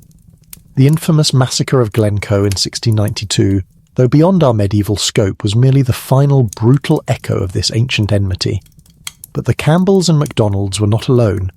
Across the Highlands, a web of rivalries pulsed with quiet intensity. Clan Gordon and Clan Forbes clashed over lands in Aberdeenshire, their feuds fuelled by religious division during the Reformation. Clan Mackay and Clan Sutherland battled for dominance in the far north, their conflicts shaped by geography as much as grievance. Clan MacLeod and Clan Maclean fought over the Isle of Mull, their sea raids echoing the Viking past. These were not chaotic brawls, but structured conflicts governed by unwritten rules. Raids were often announced in advance. Truces could last for harvest season, and compensation paid in cattle or silver might end a feud for a generation. Yet the underlying tension never vanished. Peace was not the absence of war, but its temporary suspension. For ordinary people, this reality was a constant burden. Highland farmers lived with the knowledge that their herds might be driven off at any moment, their homes burned, their sons killed. Not by foreign invaders, but by neighbours speaking the same tongue. Women bore the brunt of instability, raising children in a world where loyalty could mean survival, and betrayal, annihilation. Even in the lowlands, where burghs flourished and trade connected Scotland to Europe, the ripple effects of clan violence reached marketplaces and roads. Merchants avoided certain passes, tenants paid double rents for protection, and royal justice often arrived too late, if at all. kings tried to intervene. The Stewart dynasty, in particular, launched repeated campaigns to civilise the Highlands. James III, after his long English captivity, returned with a vision of centralised rule and ruthlessly executed rebellious lords. James II orchestrated the Black Dinner of 1440, a chilling act of political theatre in which the young Earl of Douglas and his brother were dragged from a royal banquet and beheaded, all to break the power of overmighty nobles. Such measures sometimes worked in the short term, but they rarely addressed the root cause, that in the Gaelic world kinship trumped kingship. Religion too deepened divisions. Though Christianity had once served as a unifying force, the Reformation of the 16th century fractured the church along clan lines. Some clans embraced Protestantism as a mark of modernity and loyalty to the crown. Others clung to Catholicism as a symbol of resistance and tradition. Monasteries that had once been centres of learning became flashpoints of conflict, their lands coveted, their abbots politicised. And yet, paradoxically, these very rivalries also shaped Scottish identity. To belong to a clan was to inherit a story to wear a tartan, though standardised patterns came later, to recite genealogies stretching back to mythic ancestors, to sing ballads of heroic deeds. Clan loyalty fostered resilience, mutual aid, and a fierce sense of place. In a land of harsh winters and rugged terrain, the clan was not just a social unit, it was a lifeline. Moreover, when external threats arose, these same clans could, however, reluctantly set aside their feuds. During the Wars of Independence, Highland warriors fought beside Lowland knights at Bannockburn. When English armies marched north, even bitter enemies like the Campbells and MacDonalds occasionally formed temporary alliances. The enemy beyond the border reminded them that, for all their differences, they were Scots. This duality unity in crisis, division in peace, became the rhythm of Scottish history. The kingdom endured not because it was harmonious, but because it was adaptable. Its monarchy learned to navigate the currents of clan politics, offering titles to rivals, marrying into powerful families, and playing factions against one another. The crown did not erase the clans, it co-opted them. By the late Middle Ages, a delicate equilibrium had emerged. The king ruled the realm, but the chiefs ruled the land. Castles like Eilindonan and Urquhart stood not as royal outposts, but as clan stronghold symbols of local power, not central control. Law was administered not by sheriffs, but by clan courts, where elders settled disputes according to custom, not statute. This fragile balance would not last forever. The early modern era would bring gunpowder, standing armies, and the full force of state building that would ultimately dismantle the clan system. But in the medieval period, Scotland's strength lay precisely in its contradictions, in its ability to be both one kingdom and many nations at once. Peace, then, was never the goal. Survival was. And in that relentless struggle, Scotland forged a character as rugged, complex and enduring as its landscape. In the long tapestry of Scottish history, few threads are as enduring or as consequential as the rise of the Stewart dynasty. Emerging not from conquest or divine revelation, but from quiet service and strategic patience, the Stuarts would rule Scotland for over 3 centuries, navigating civil strife, foreign threats, and internal fractures to transform a fragile kingdom into a sovereign European state. Their story is not one of unbroken glory, but of resilience through chaos of kings who were poets, warriors, martyrs, and sometimes prisoners, yet always central to Scotland's evolving identity. The dynasty's origins lie not in blood-soaked battlefields, but in the administrative chambers of royal courts. The title Steward, or High Steward of Scotland, was originally a functional office responsible for managing the king's household, overseeing feasts, and coordinating logistics during campaigns. The first to hold this post with distinction was Walter Fitzalan, a Norman-descended noble invited to Scotland by David IV in the 12th century. Over generations, the Fitzalans later anglicised to Stewart married into royal bloodlines, accumulated vast estates, and positioned themselves as indispensable pillars of the crown. The pivotal moment came in 1371. With the death of David II, son of Robert the Bruce and the last male heir of the Bruce line, the throne passed not to a distant cousin or rival claimant, but to Robert II David's nephew through his sister Marjorie Bruce. Robert was already in his 50s, a seasoned noble with decades of experience as High Steward. His accession was not met with fanfare, but with weary relief. Scotland, exhausted by the wars of independence, plague, and noble infighting, craved stability more than heroism. Robert Thest, cautious and pragmatic, offered exactly that. His reign, 1371-1390, was marked less by grand campaigns and more by consolidation. He avoided direct confrontation with England, focusing instead on strengthening royal authority within Scotland. He issued charters, confirmed burgh rights, and worked to rebuild the economy shattered by decades of war. Yet his rule was not without tension. His own sons, ambitious, headstrong and eager for power, often acted independently, undermining royal unity. The Highlands remained semi-autonomous, and clan feuds simmered. Still, Robert II's greatest achievement was continuity. He ensured the crown passed peacefully to his son, Robert III, establishing the Stewart line as Scotland's legitimate ruling house. Robert III, 1390-1406, born John Stewart, was a tragic figure. Crippled in a riding accident early in life, he was mocked by contemporaries as weak and indecisive. Worse, his court became a battleground for rival factions, most notably between his eldest son David, Duke of Rothesay, and his brother Robert, Duke of Albany. Rothesay, charismatic and popular, was seen as the kingdom's future. But in 1402, he died under suspicious circumstances while imprisoned in Falkland Palace, widely believed to have been starved to death on Albany's orders. Broken by grief and political impotence, Robert III sent his younger son James to France for safety. The ship was intercepted by English pirates. James was captured and held in England for the next 18 years. Robert III, upon hearing the news, is said to have declared, "I am the worst of kings and the most miserable of men." He died weeks later, leaving Scotland in the hands of the very man suspected of murdering his heir. Yet from this despair emerged one of Scotland's most formidable monarchs. James I, educated in the English court, James absorbed the ideals of strong centralised kingship. When he finally returned to Scotland in 1424, ransomed after nearly 2 decades of captivity, he was determined to break the power of overmighty nobles and restore royal authority. He summoned parliaments, reformed finances, and launched a ruthless campaign against lawlessness. He executed rebellious lords, curbed the autonomy of clan chiefs, and even challenged the church's independence. His reign was a whirlwind of energy and reform, but also of fear. In 1437, that fear caught up with him. While attending a tournament in Perth, James was betrayed by a group of conspirators, including his own chamberlain, and cornered in a sewer tunnel beneath Blackfriars Monastery. There he was stabbed dozens of times. His death shocked the realm, but it did not end the Stewart project. His widow, Joan Beaufort, swiftly secured the throne for their 6-year-old son, James II, and orchestrated the execution of the chief conspirators. James II, 1437-1460, inherited a kingdom still riven by noble ambition, most dangerously by the Black Douglases, a family so powerful they rivaled the crown itself. Determined to crush them, James resorted to chilling theatre.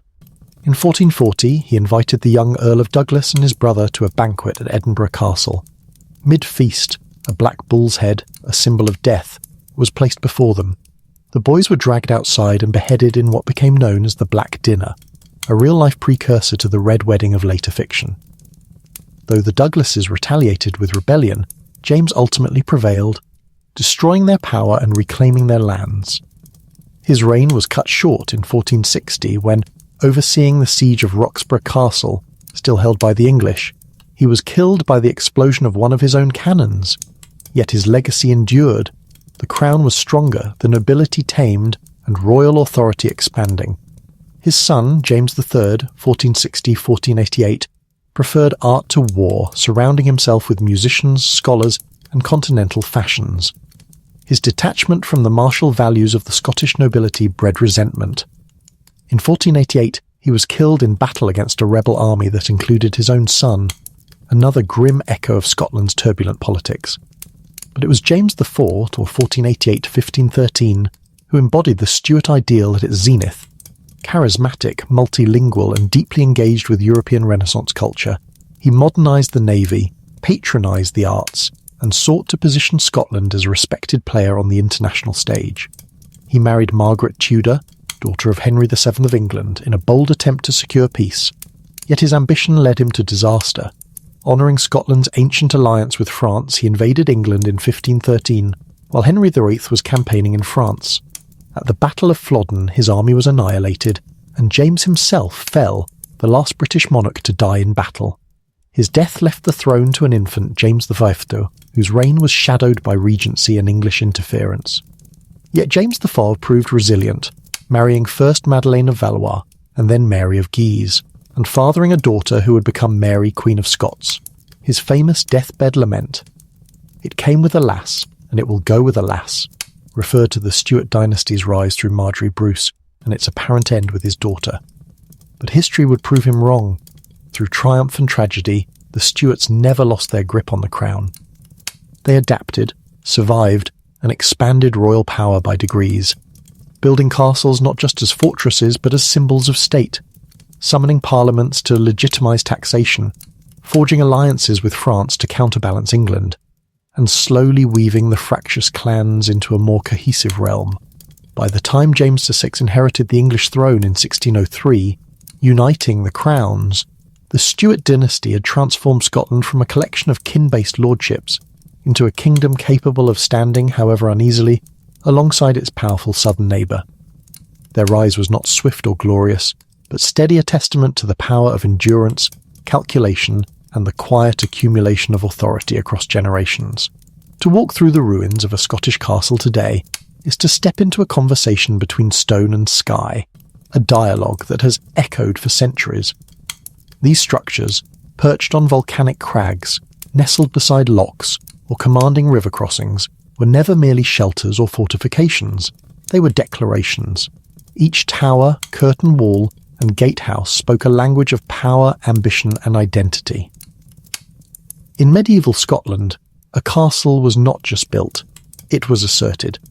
Before the age of stone, Scotland's leaders relied on older forms of defence: wooden palisades atop earthen mounds, fortified hilltops known as duns, and crannogs, artificial islands in lochs ringed with timber and stone. These were practical, effective, and deeply rooted in the landscape, but they lacked permanence. Fire, rot, and time could erase them.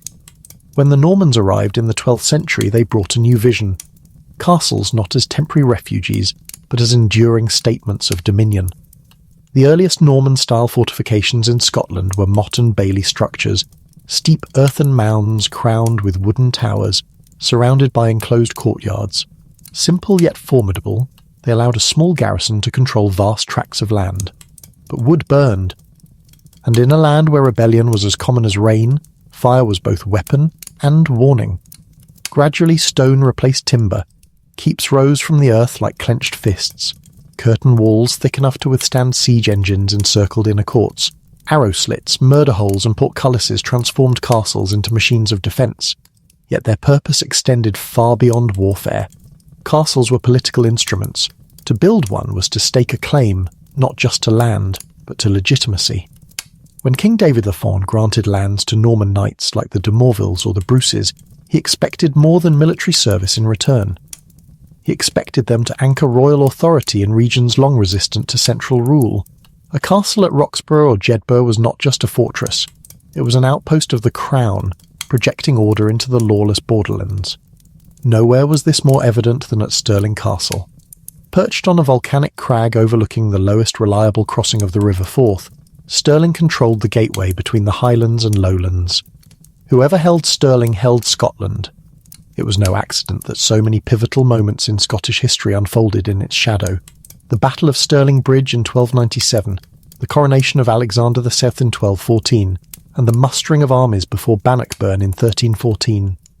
The castle was both prize and sentinel, a physical embodiment of the kingdom's fragile unity. In the lowlands, castles evolved into administrative centres. Sheriffs held court within their walls. Taxes were collected in their great halls. Royal charters were sealed in their chambers.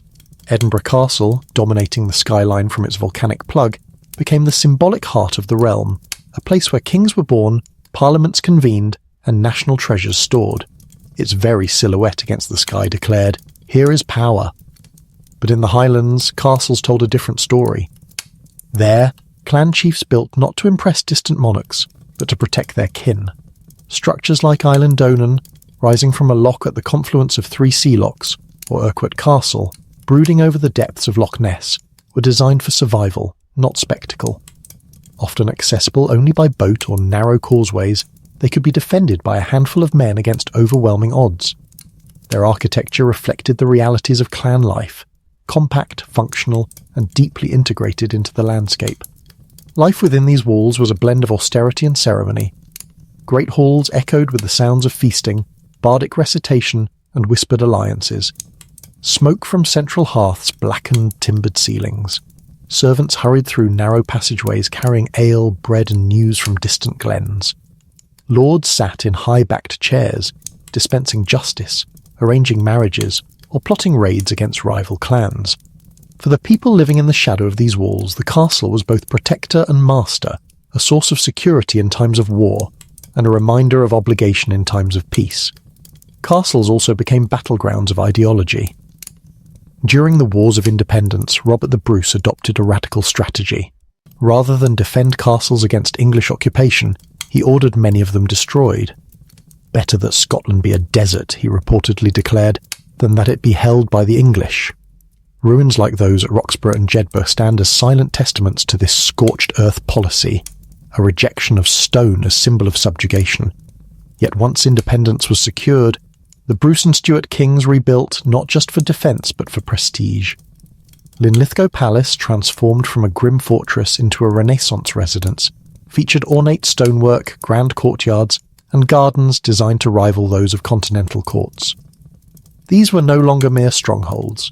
They were stages upon which Scottish monarchy performed its sovereignty before European eyes. Castles also reflected the duality of Scottish identity.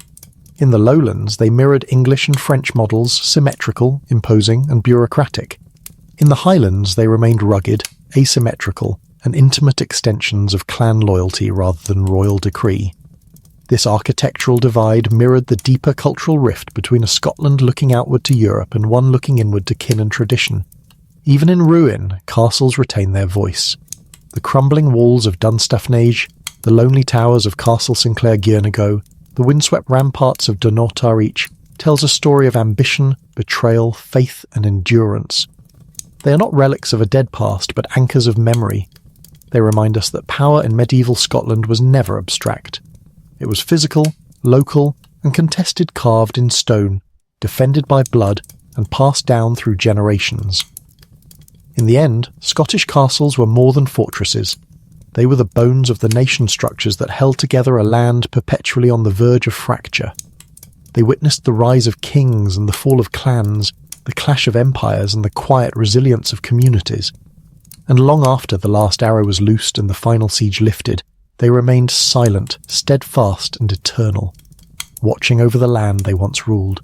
In the long chronicle of Anglo-Scottish strife, few battles cast a longer shadow than Flodden, fought on a rain-soaked field in Northumberland on September 9th, 1513.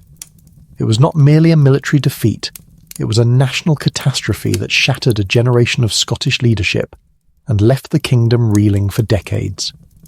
Yet Flodden was more than a clash of armies. It was the tragic culmination of ambition, honour, and the perilous web of European diplomacy in which Scotland was ensnared. To understand Flodden, one must first grasp the delicate balance of power that defined late medieval Britain. Though the Wars of Independence had secured Scotland's sovereignty in the 14th century, the rivalry with England never ceased. The borderlands remained a lawless frontier where reavers-mounted raiders from both sides stole cattle, burned homesteads, and lived by a code of vengeance that defied royal authority. Peace was always provisional, and alliances were forged not out of friendship but necessity. At the heart of Scotland's foreign policy lay the Old Alliance, a treaty with France dating back to 1295. Born in mutual opposition to English expansionism, it had served Scotland well during the 100 Years' War and beyond. But by the early 16th century, this alliance had become a double-edged sword. When Henry VIII of England launched a campaign against France in 1513, he expected Scotland to remain neutral. Instead, honour and treaty demanded intervention. Enter James IV, one of Scotland's most capable and charismatic monarchs. A Renaissance prince in the truest sense, James spoke multiple languages, patronised poets and scholars, modernised the navy, and presided over a court that rivalled those of Europe. He had even married Margaret Tudor, Henry VIII's sister, in 1503, a union intended to foster peace. Yet when France called for aid, James felt compelled to act. To ignore the old alliance would be to betray Scotland's word and weaken its standing on the continent. But there was more at play than diplomacy. James was a warrior king in the mould of Bruce and Wallace. He believed in the chivalric ideal, that a king must lead from the front, that honour was worth any price, and that Scotland's independence must be defended not just in treaties, but on the battlefield. In the summer of 1513, he assembled one of the largest Scottish armies in history, perhaps 30,000 men, drawn from every corner of the realm. Highland clans, lowland burghers, noble retinues, and even clergy answered the call. They marched south with banners flying, confident in their king and their cause. The invasion began with swift success. Scottish forces captured Norham Castle, burned villages in Northumberland, and laid siege to Wark Castle. To James it seemed destiny favoured him. But Henry VIII had left his kingdom in the hands of his formidable queen, Catherine of Aragon, who proved more than equal to the crisis. She rallied English forces, appointed the experienced Thomas Howard, Earl of Surrey, as commander, and marched north to meet the Scots. The two armies converged near the village of Branxton, on ground that would prove disastrous for the Scots. James, ever the tactician, chose a strong defensive position atop Flodden Edge, a steep ridge that should have given his forces the advantage. But Surrey, a master of manoeuvre, outflanked him, forcing James to redeploy his army downhill onto Flodden Field, a boggy, uneven plain crisscrossed by streams and ditches. There, the Scottish advantage evaporated. James had equipped his infantry with 18-foot pikes, modelled on the successful Swiss and German formations of the continent. But in the cramped, muddy terrain, these long weapons became liabilities, impossible to wield effectively, prone to tangling, and vulnerable to shorter, more agile English weapons like the billhook, a brutal farming tool adapted for war. As the battle commenced, the Scots advanced with discipline and courage, but the English archers, though fewer than in earlier centuries, still loosed volleys that disrupted their ranks. Then the English billmen closed in, hacking at the pike shafts, dragging Scottish soldiers into the mud and exploiting gaps in their formation. The fighting was savage, hand-to-hand, and relentless. At the centre of the storm stood James IV. Refusing to retreat or delegate command, he led a desperate cavalry charge directly at Surrey's position. For a moment it seemed he might break the English line, but he was overwhelmed, surrounded, unhorsed, and cut down. His body, riddled with wounds, was found the next day, stripped of armour and barely recognisable. With him fell the flower of Scottish nobility. 9 earls, 14 lords of Parliament, the Archbishop of St Andrews, and thousands of knights, clergy, and common soldiers. The scale of the loss was unprecedented.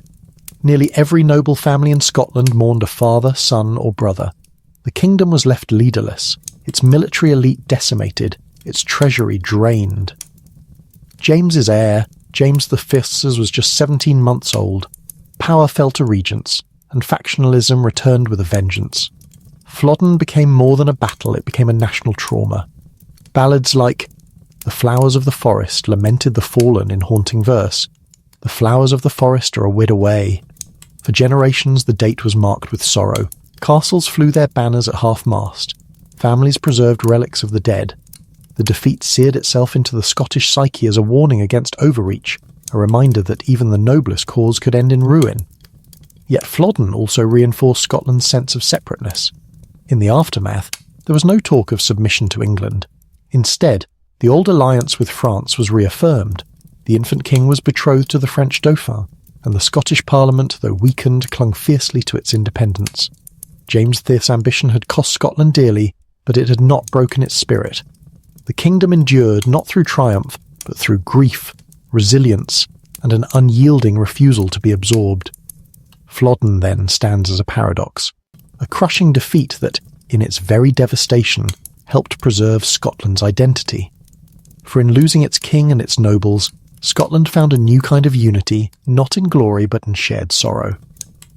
And on the quiet fields of Flodden today, where wildflowers bloom among the stones, the wind still carries the echo of a nation that dared, failed and yet refused to vanish. When we speak of medieval Scotland, our minds often drift to castles silhouetted against stormy skies, kings crowned on ancient stones, or warriors clashing on blood-soaked fields. Yet for the vast majority of people who lived between the 9th and 16th centuries, history was not made in grand halls or on battle lines. It was forged in the quiet rhythm of daily survival. Beneath the sweep of dynasties and the thunder of war lay a quieter, more enduring story.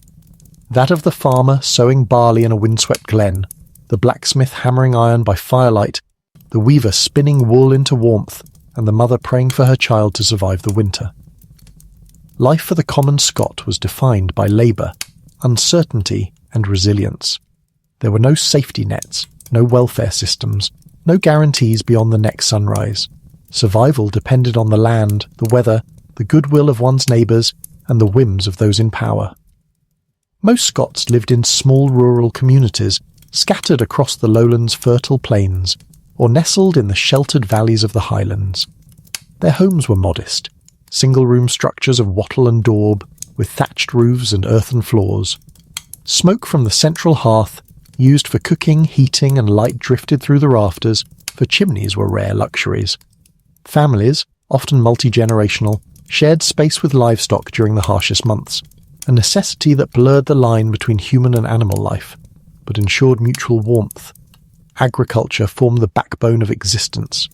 In the lowlands, where soil was richer and climate milder, communities practiced run-rig farming, a communal system in which strips of arable land were rotated annually among families to ensure fairness and soil fertility. Barley and oats were the staples, baked into coarse bread or boiled into porridge. Legumes, kale, and root vegetables supplemented the diet, though meat was a rarity, reserved for festivals or the aftermath of a successful hunt.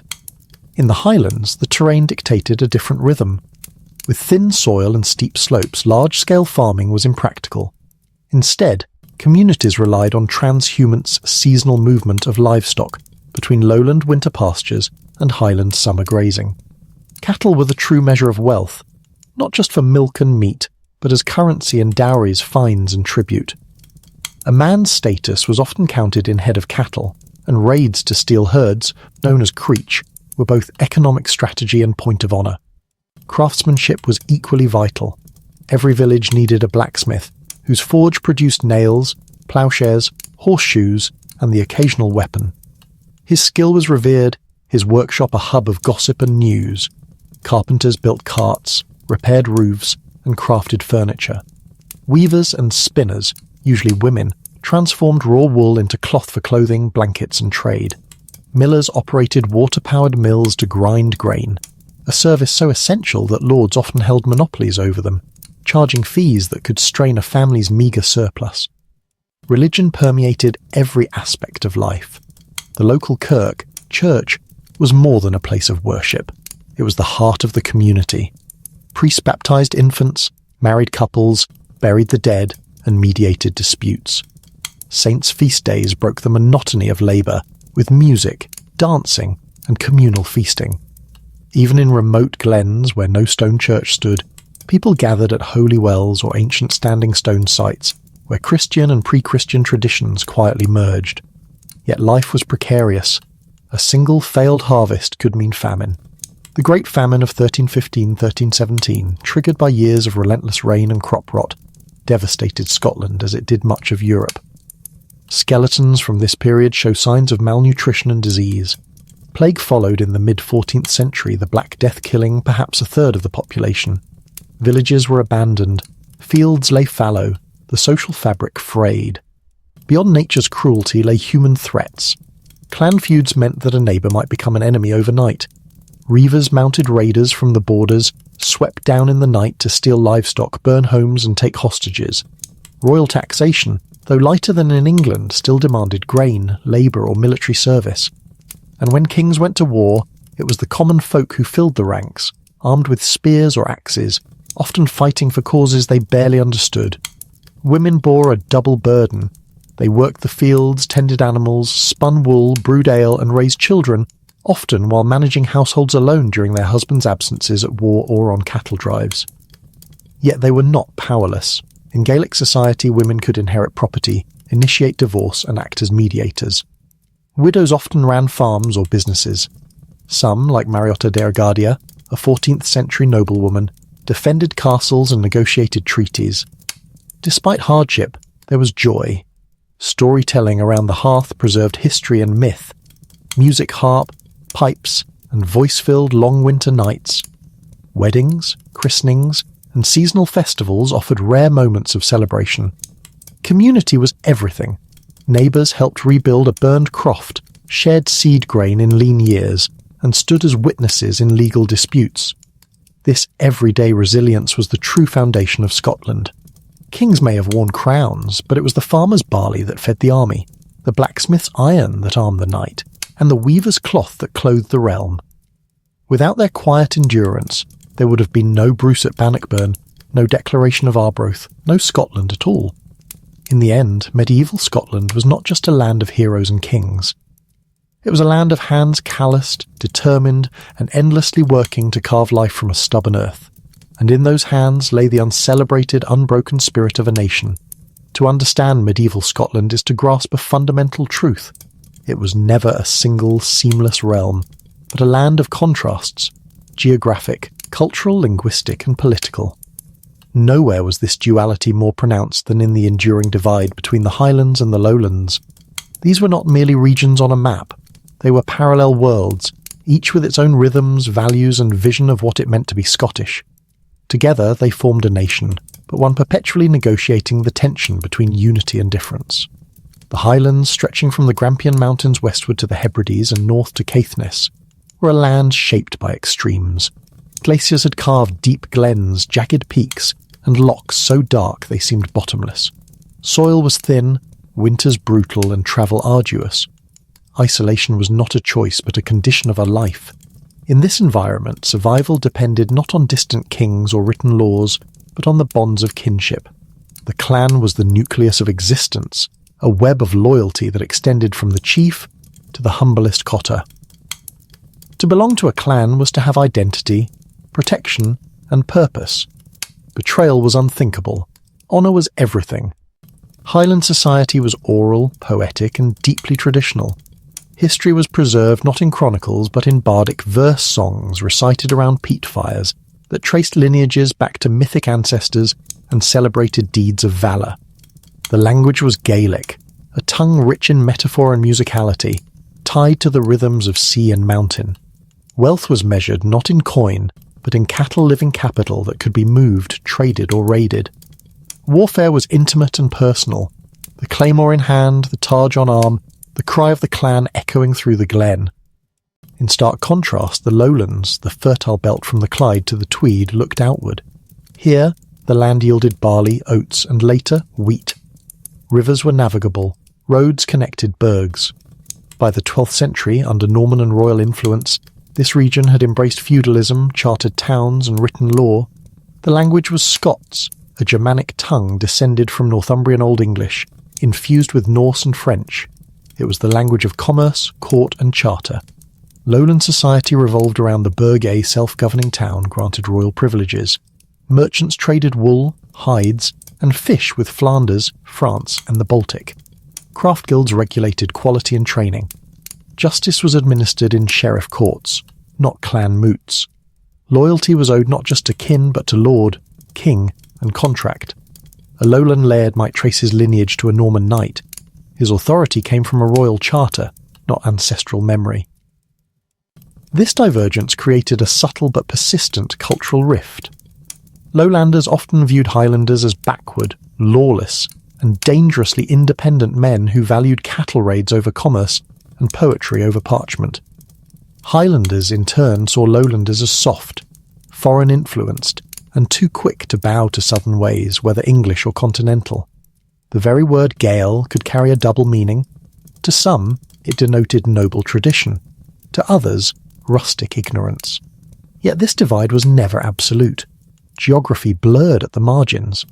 The borders, for instance, developed their own fierce identity, neither fully Highland nor Lowland, but defined by reaving, kinship, and a code of honour that transcended national allegiance. Families like the Armstrongs or Elliots owed loyalty not to Edinburgh or London, but to their surname and their glen. Moreover, crisis forged unity. When English armies marched north, as during the Wars of Independence, Highland and Lowland Scots often stood shoulder to shoulder. At Bannockburn, Gaelic-speaking clans from the west fought beside Lowland knights and Burg militias. Robert the Bruce, though of Norman descent, mastered the art of Highland diplomacy, earning the loyalty of chiefs through personal charisma and shared Gaelic heritage. The Declaration of Arbroath 1320 spoke not of clans or burghs, but of the community of the realm, a vision of Scotland that transcended internal divisions. Marriage and trade also bridged the gap. Lowland nobles frequently married into Highland families to secure alliances. Cattle driven from the Highlands fed Lowland markets. Lowland cloth and iron tools flowed north. Monasteries like Iona and Dunkeld served both worlds, preserving Gaelic learning while engaging with continental theology. But the Crown's relationship with the two regions remained fraught. Scottish kings, based in lowland centres like Scone, Stirling or Edinburgh, struggled to impose authority in the Highlands. Royal decrees could be proclaimed in Parliament, but enforcing them in a remote glen of Skye or Lochaber was another matter. Many Highland chiefs saw the king not as a sovereign, but as a first among equals, a leader to be consulted, not commanded. This tension would only deepen in the early modern era, culminating in policies like the Statutes of Iona, 1609, which sought to civilise the Highlands by banning bards, requiring chiefs to send heirs to lowland schools, and outlawing traditional dress. But in the medieval period, the balance, however uneasy, held. The Highlands preserved Scotland's ancient soul. The lowlands connected it to Europe. One gave the nation its resilience, the other its structure. In the end, Scotland's strength lay in this duality. It was a land that could produce both the bard and the burgher, the claymore-wielding clansman and the Latin-speaking clerk. The Highlands and Lowlands were not rivals, but complementary halves of a complex whole two worlds bound by a shared fate, a shared land, and ultimately a shared name, Alba. In the long twilight of medieval Scotland, few lives burned as brightly or tragically as that of Mary, Queen of Scots. Born into a realm still echoing with the clash of claymores and the chants of clan bards, she was the last monarch of Scotland to embody the old world, a Catholic queen in a Protestant age, a romantic idealist in a time of ruthless realpolitik, and a woman whose personal fate became entangled with the destiny of two kingdoms. Her story is not merely one of courtly drama or doomed love, it is the final, poignant chapter in Scotland's medieval saga, a bridge between the age of castles and the dawn of modern statehood. Mary entered the world on December 8, 1542, at Linlithgow Palace, just days before her father, James V, died broken-hearted after the catastrophic Scottish defeat at Solway Moss. With his passing, the infant Mary became queen at 6 days old, the youngest sovereign in Scottish history. From that moment, her life was never her own. She was a prize, a symbol, a pawn in the grand game of European power. Scotland, still reeling from centuries of Anglo-Scottish conflict, now faced a new threat, Henry VIII of England, who sought to bind the two kingdoms through marriage. He proposed that Mary wed his young son, Edward. When the Scottish Parliament refused fearing English domination, Henry unleashed the brutal campaign known as the Rough Wooing. Villages burned, abbeys sacked, and the countryside laid waste. To protect their queen, Scottish nobles made a fateful decision. In 1548, at just 5 years old, Mary was sent across the sea to France, the traditional ally of Scotland through the Old Alliance. There, in the gilded courts of the Valois, Mary was transformed. She grew up not as a Highland chieftain's daughter, but as a Renaissance princess fluent in French, Latin, Italian and Spanish, skilled in music, poetry and horsemanship, and radiant with the grace of a woman destined for greatness. At 16, she married Francis, the Dauphin of France. When he ascended the throne in 1559, Mary became Queen Consort of France, and for a fleeting moment, it seemed she might rule two of Europe's most powerful realms. But fate was unkind. Francis died in 1560, just 18 months into his reign. Suddenly, Mary was a widow at 18, with no place in the French court. Her mother, Mary of Guise, had also died that same year, leaving Scotland leaderless and engulfed in the fires of the Protestant Reformation. The old Catholic order was crumbling. John Knox and his followers had seized churches, abolished papal authority, and established a fiercely Presbyterian kirk. The Scotland Mary had left as a child no longer existed. In 1561 she returned not as a conqueror, but as a queen seeking to reconcile a fractured kingdom. She was strikingly beautiful, intelligent, and politically astute. She pledged to respect the Protestant faith while maintaining her own Catholic devotion, a delicate balancing act that initially won her cautious support. For a time, she ruled with poise, presiding over councils, hosting poets, and even riding at the head of military campaigns to quell rebellions. Yet her personal life soon unravelled with Shakespearean intensity. In 1565, she married her cousin, Henry Stewart, Lord Darnley, a man of royal blood but volatile temperament. Handsome and ambitious, Darnley quickly grew resentful of Mary's favour toward her Italian secretary, David Rizzio. In a scene of shocking brutality, Darnley and a group of nobles burst into Mary's private chambers at Holyrood Palace, dragged Rizzio away, and stabbed him 56 times. While Mary, 6 months pregnant, was forced to witness the murder. The trauma only deepened. Months later, in 1566, Mary gave birth to a son, James, the future James VI. But her marriage to Darnley collapsed into mutual hatred. Then, in February 1567, Darnley himself was found dead outside Kirko Field in Edinburgh. His house had been blown up by gunpowder, but his body, strangled, not burned, lay in the garden. Suspicion fell immediately on James Hepburn, Earl of Bothwell, a powerful noble with close ties to Mary. Rumours swirled. Had Mary conspired in her husband's murder? Had Bothwell acted alone?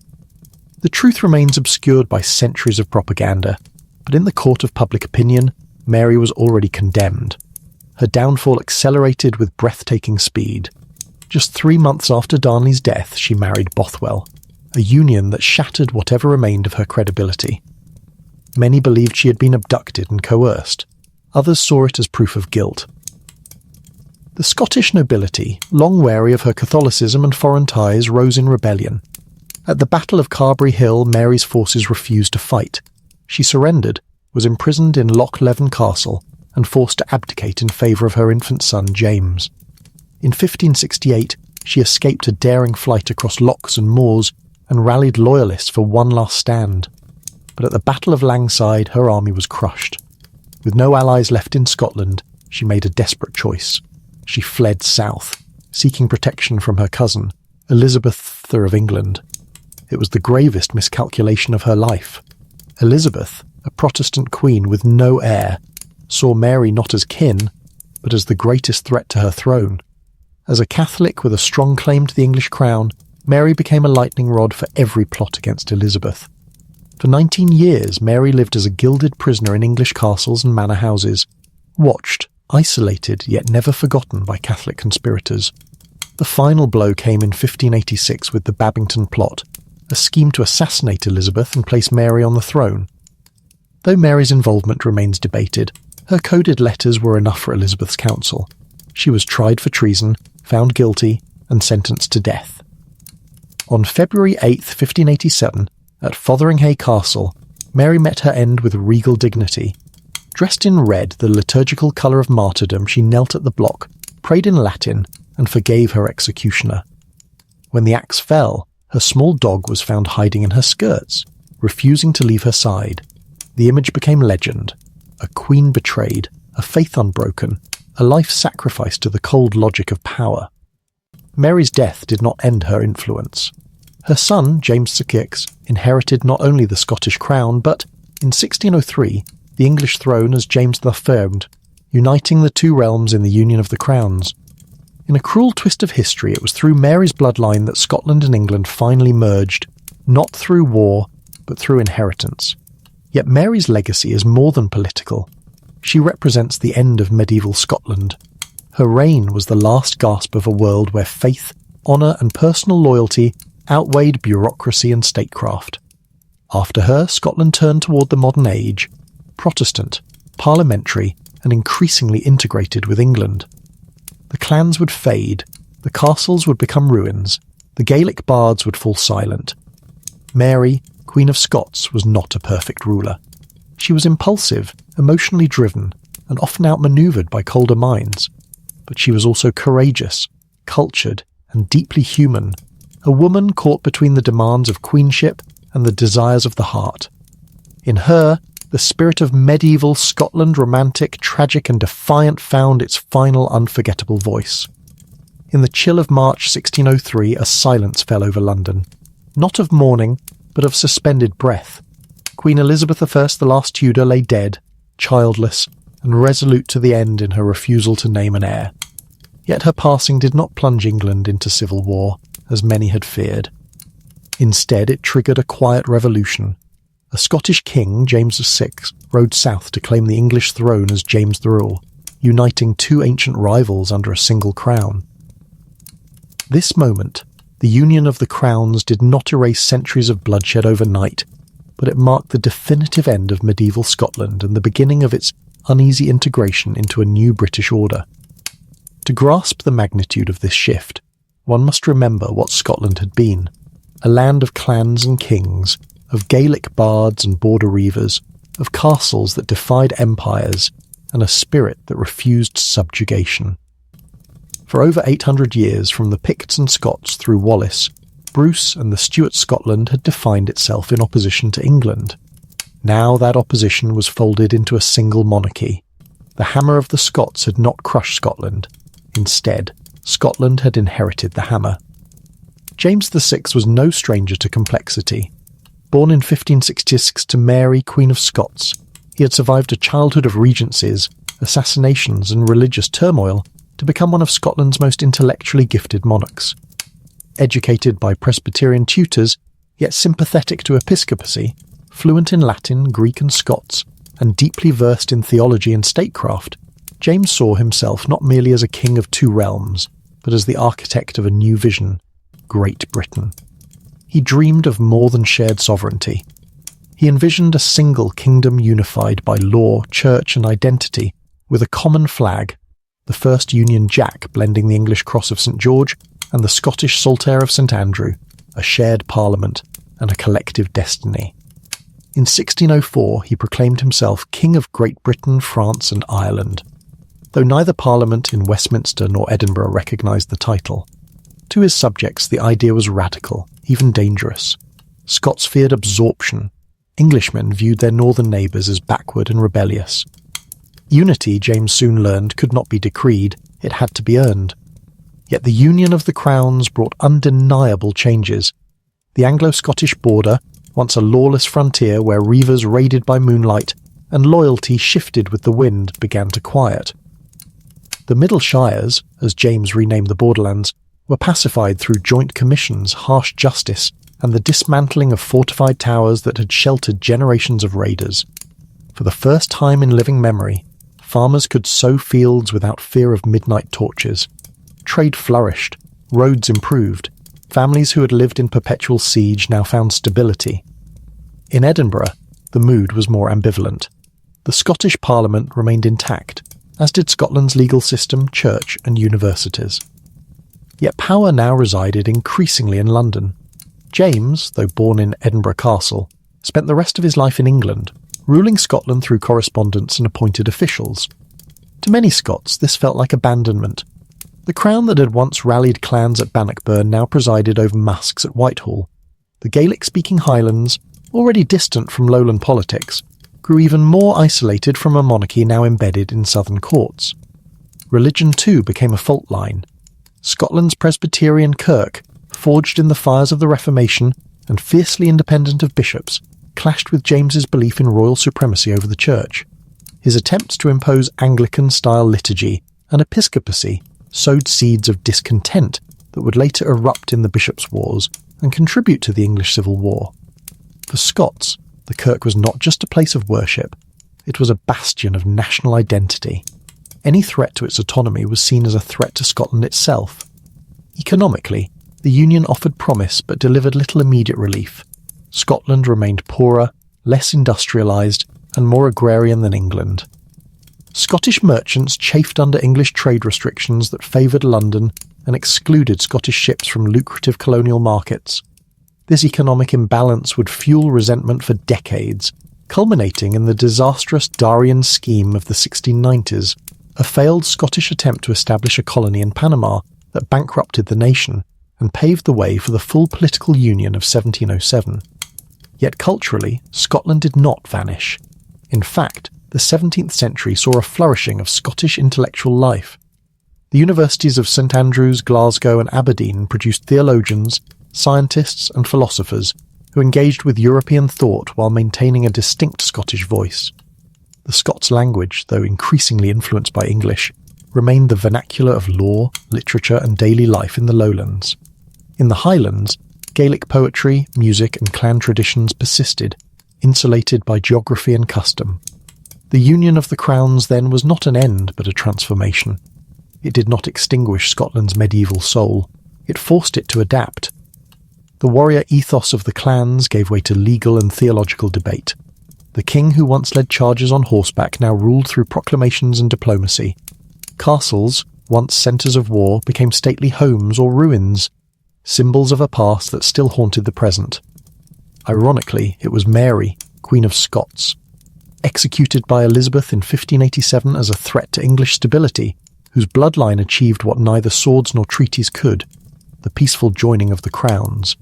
James, her son, carried her legacy not in rebellion, but in reconciliation. In his reign, the ancient feud between Bruce and Edward, Wallace and Longshanks, seemed to fade into history.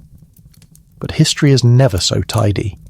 The tensions James papered over would resurface with explosive force in the coming century, during the Wars of the Three Kingdoms, the Glorious Revolution, and the Jacobite uprisings. Scotland's medieval identity, rooted in independence and local loyalty, would continue to resist absorption into a centralised British state. Still, 1603 remains a watershed.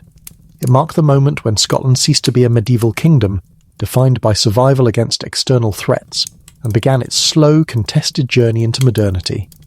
The age of clan warfare, divine kingship, and stone castles was giving way to parliaments, print culture, and global empires.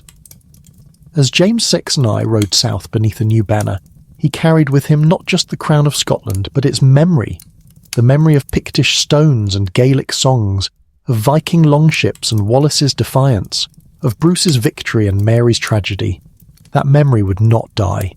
It would simmer, adapt, and eventually reassert itself in new forms.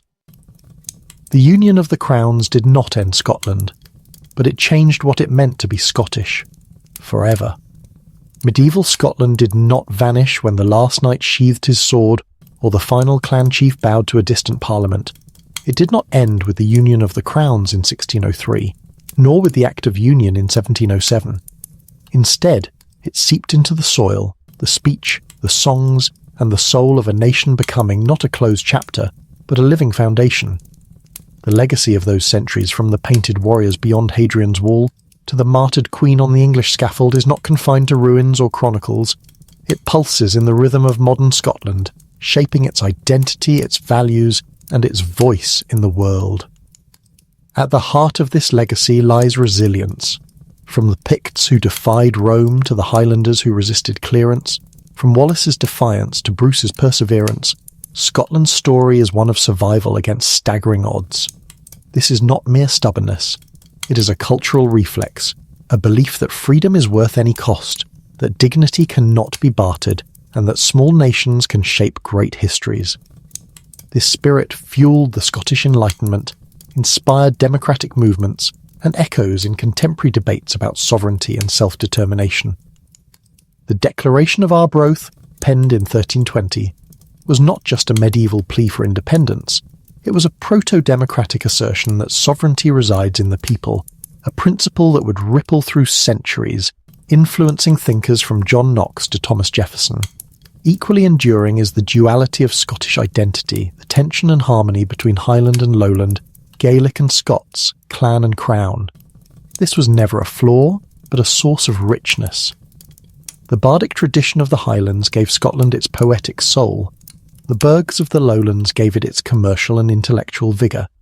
Together they forged a culture that could produce both the haunting melodies of the Pure Bereacht and the rational brilliance of David Hume. Even today, Scotland thrives on this balance, A nation that honours its Gaelic past while engaging dynamically with the modern world, that celebrates local community while participating in global discourse. The clan system, though formally dismantled after the Jacobite uprisings, left an indelible mark on Scottish social consciousness. The idea that one belongs to a community bound by mutual obligation, shared history, and collective memory persists in everything from village festivals to diaspora gatherings. Tartan, once a practical Highland weave, became a global symbol of Scottish heritage not as costume but as connection. Millions around the world trace their roots to Scotland not because of kings or conquests, but because of the intimate human scale of clan life, where every name carried a story and every glen held a home. Language, too, bears the imprint of the medieval era. Though Gaelic retreated under centuries of political pressure, it never disappeared. Today it is experiencing a quiet renaissance taught in schools, broadcast on radio, and sung in contemporary music. Scots, that earthy, lyrical tongue of the lowlands, remains a vibrant vernacular, celebrated by writers like Robert Burns and modern poets alike. These languages are not relics. They are vessels of worldview, carrying values of wit, humility, and fierce independence that medieval Scots would recognise instantly. Even Scotland's landscape speaks medieval. Castles like Edinburgh, Stirling, and Eilean Donan are not just tourist attractions, they are anchors of memory. They remind us that power was once local, contested, and deeply tied to place. The ruins of Iona Abbey whisper of Columba's vision. The standing stones of Aberlemno echo Pictish cosmology. The drove roads of the Highlands trace the paths of cattle and kin. To walk this land is to tread on layers of history, each era folding into the next without erasure. Perhaps most profoundly, medieval Scotland bequeathed a moral imagination, a way of seeing the world through the lens of justice, honour, and communal responsibility. The Gaelic concept of dúthchas, the belief that people have an inherent right to their ancestral land, challenged feudal notions of ownership, and continues to inform debates about land reform today. The Kirk's emphasis on education and literacy, rooted in the Reformation but nurtured in medieval monastic schools, helped make Scotland one of the most literate societies in early modern Europe. And the tradition of the common weal, the idea that governance must serve the whole community, not just the elite, emerged from the fragile councils of Alba and remains a touchstone of Scottish political culture. Of course, this legacy is not without shadows. Feudalism entrenched inequality, clan rivalries bred violence, religious divisions fueled persecution. But Scotland's greatness lies not in perfection, but in its capacity to reckon with its past while drawing strength from it. The medieval era was not a golden age, it was a crucible. And from that crucible emerged a people defined not by empire, but by endurance, not by conquest, but by community. Today, as Scotland navigates its place within the United Kingdom and the wider world, it does so with a historical consciousness forged in those turbulent centuries. The questions that animated medieval Scotland, who rules, who belongs, what is freedom, are still alive, and the answers, though evolving, remain rooted in the same soil that nourished Pictish stones, Gaelic bards, and the defiant cry of freedom on the field of Bannockburn. In the end, the legacy of medieval Scotland is this: a nation that refused to be erased. Through invasion, assimilation, and upheaval, it held fast to its name, its stories, and its spirit. It adapted without surrendering, absorbed without dissolving, and endured without forgetting. And as long as there are hills to climb, locks to reflect the sky, and voices to sing the old songs, that legacy will endure, not as history, but as heartbeat,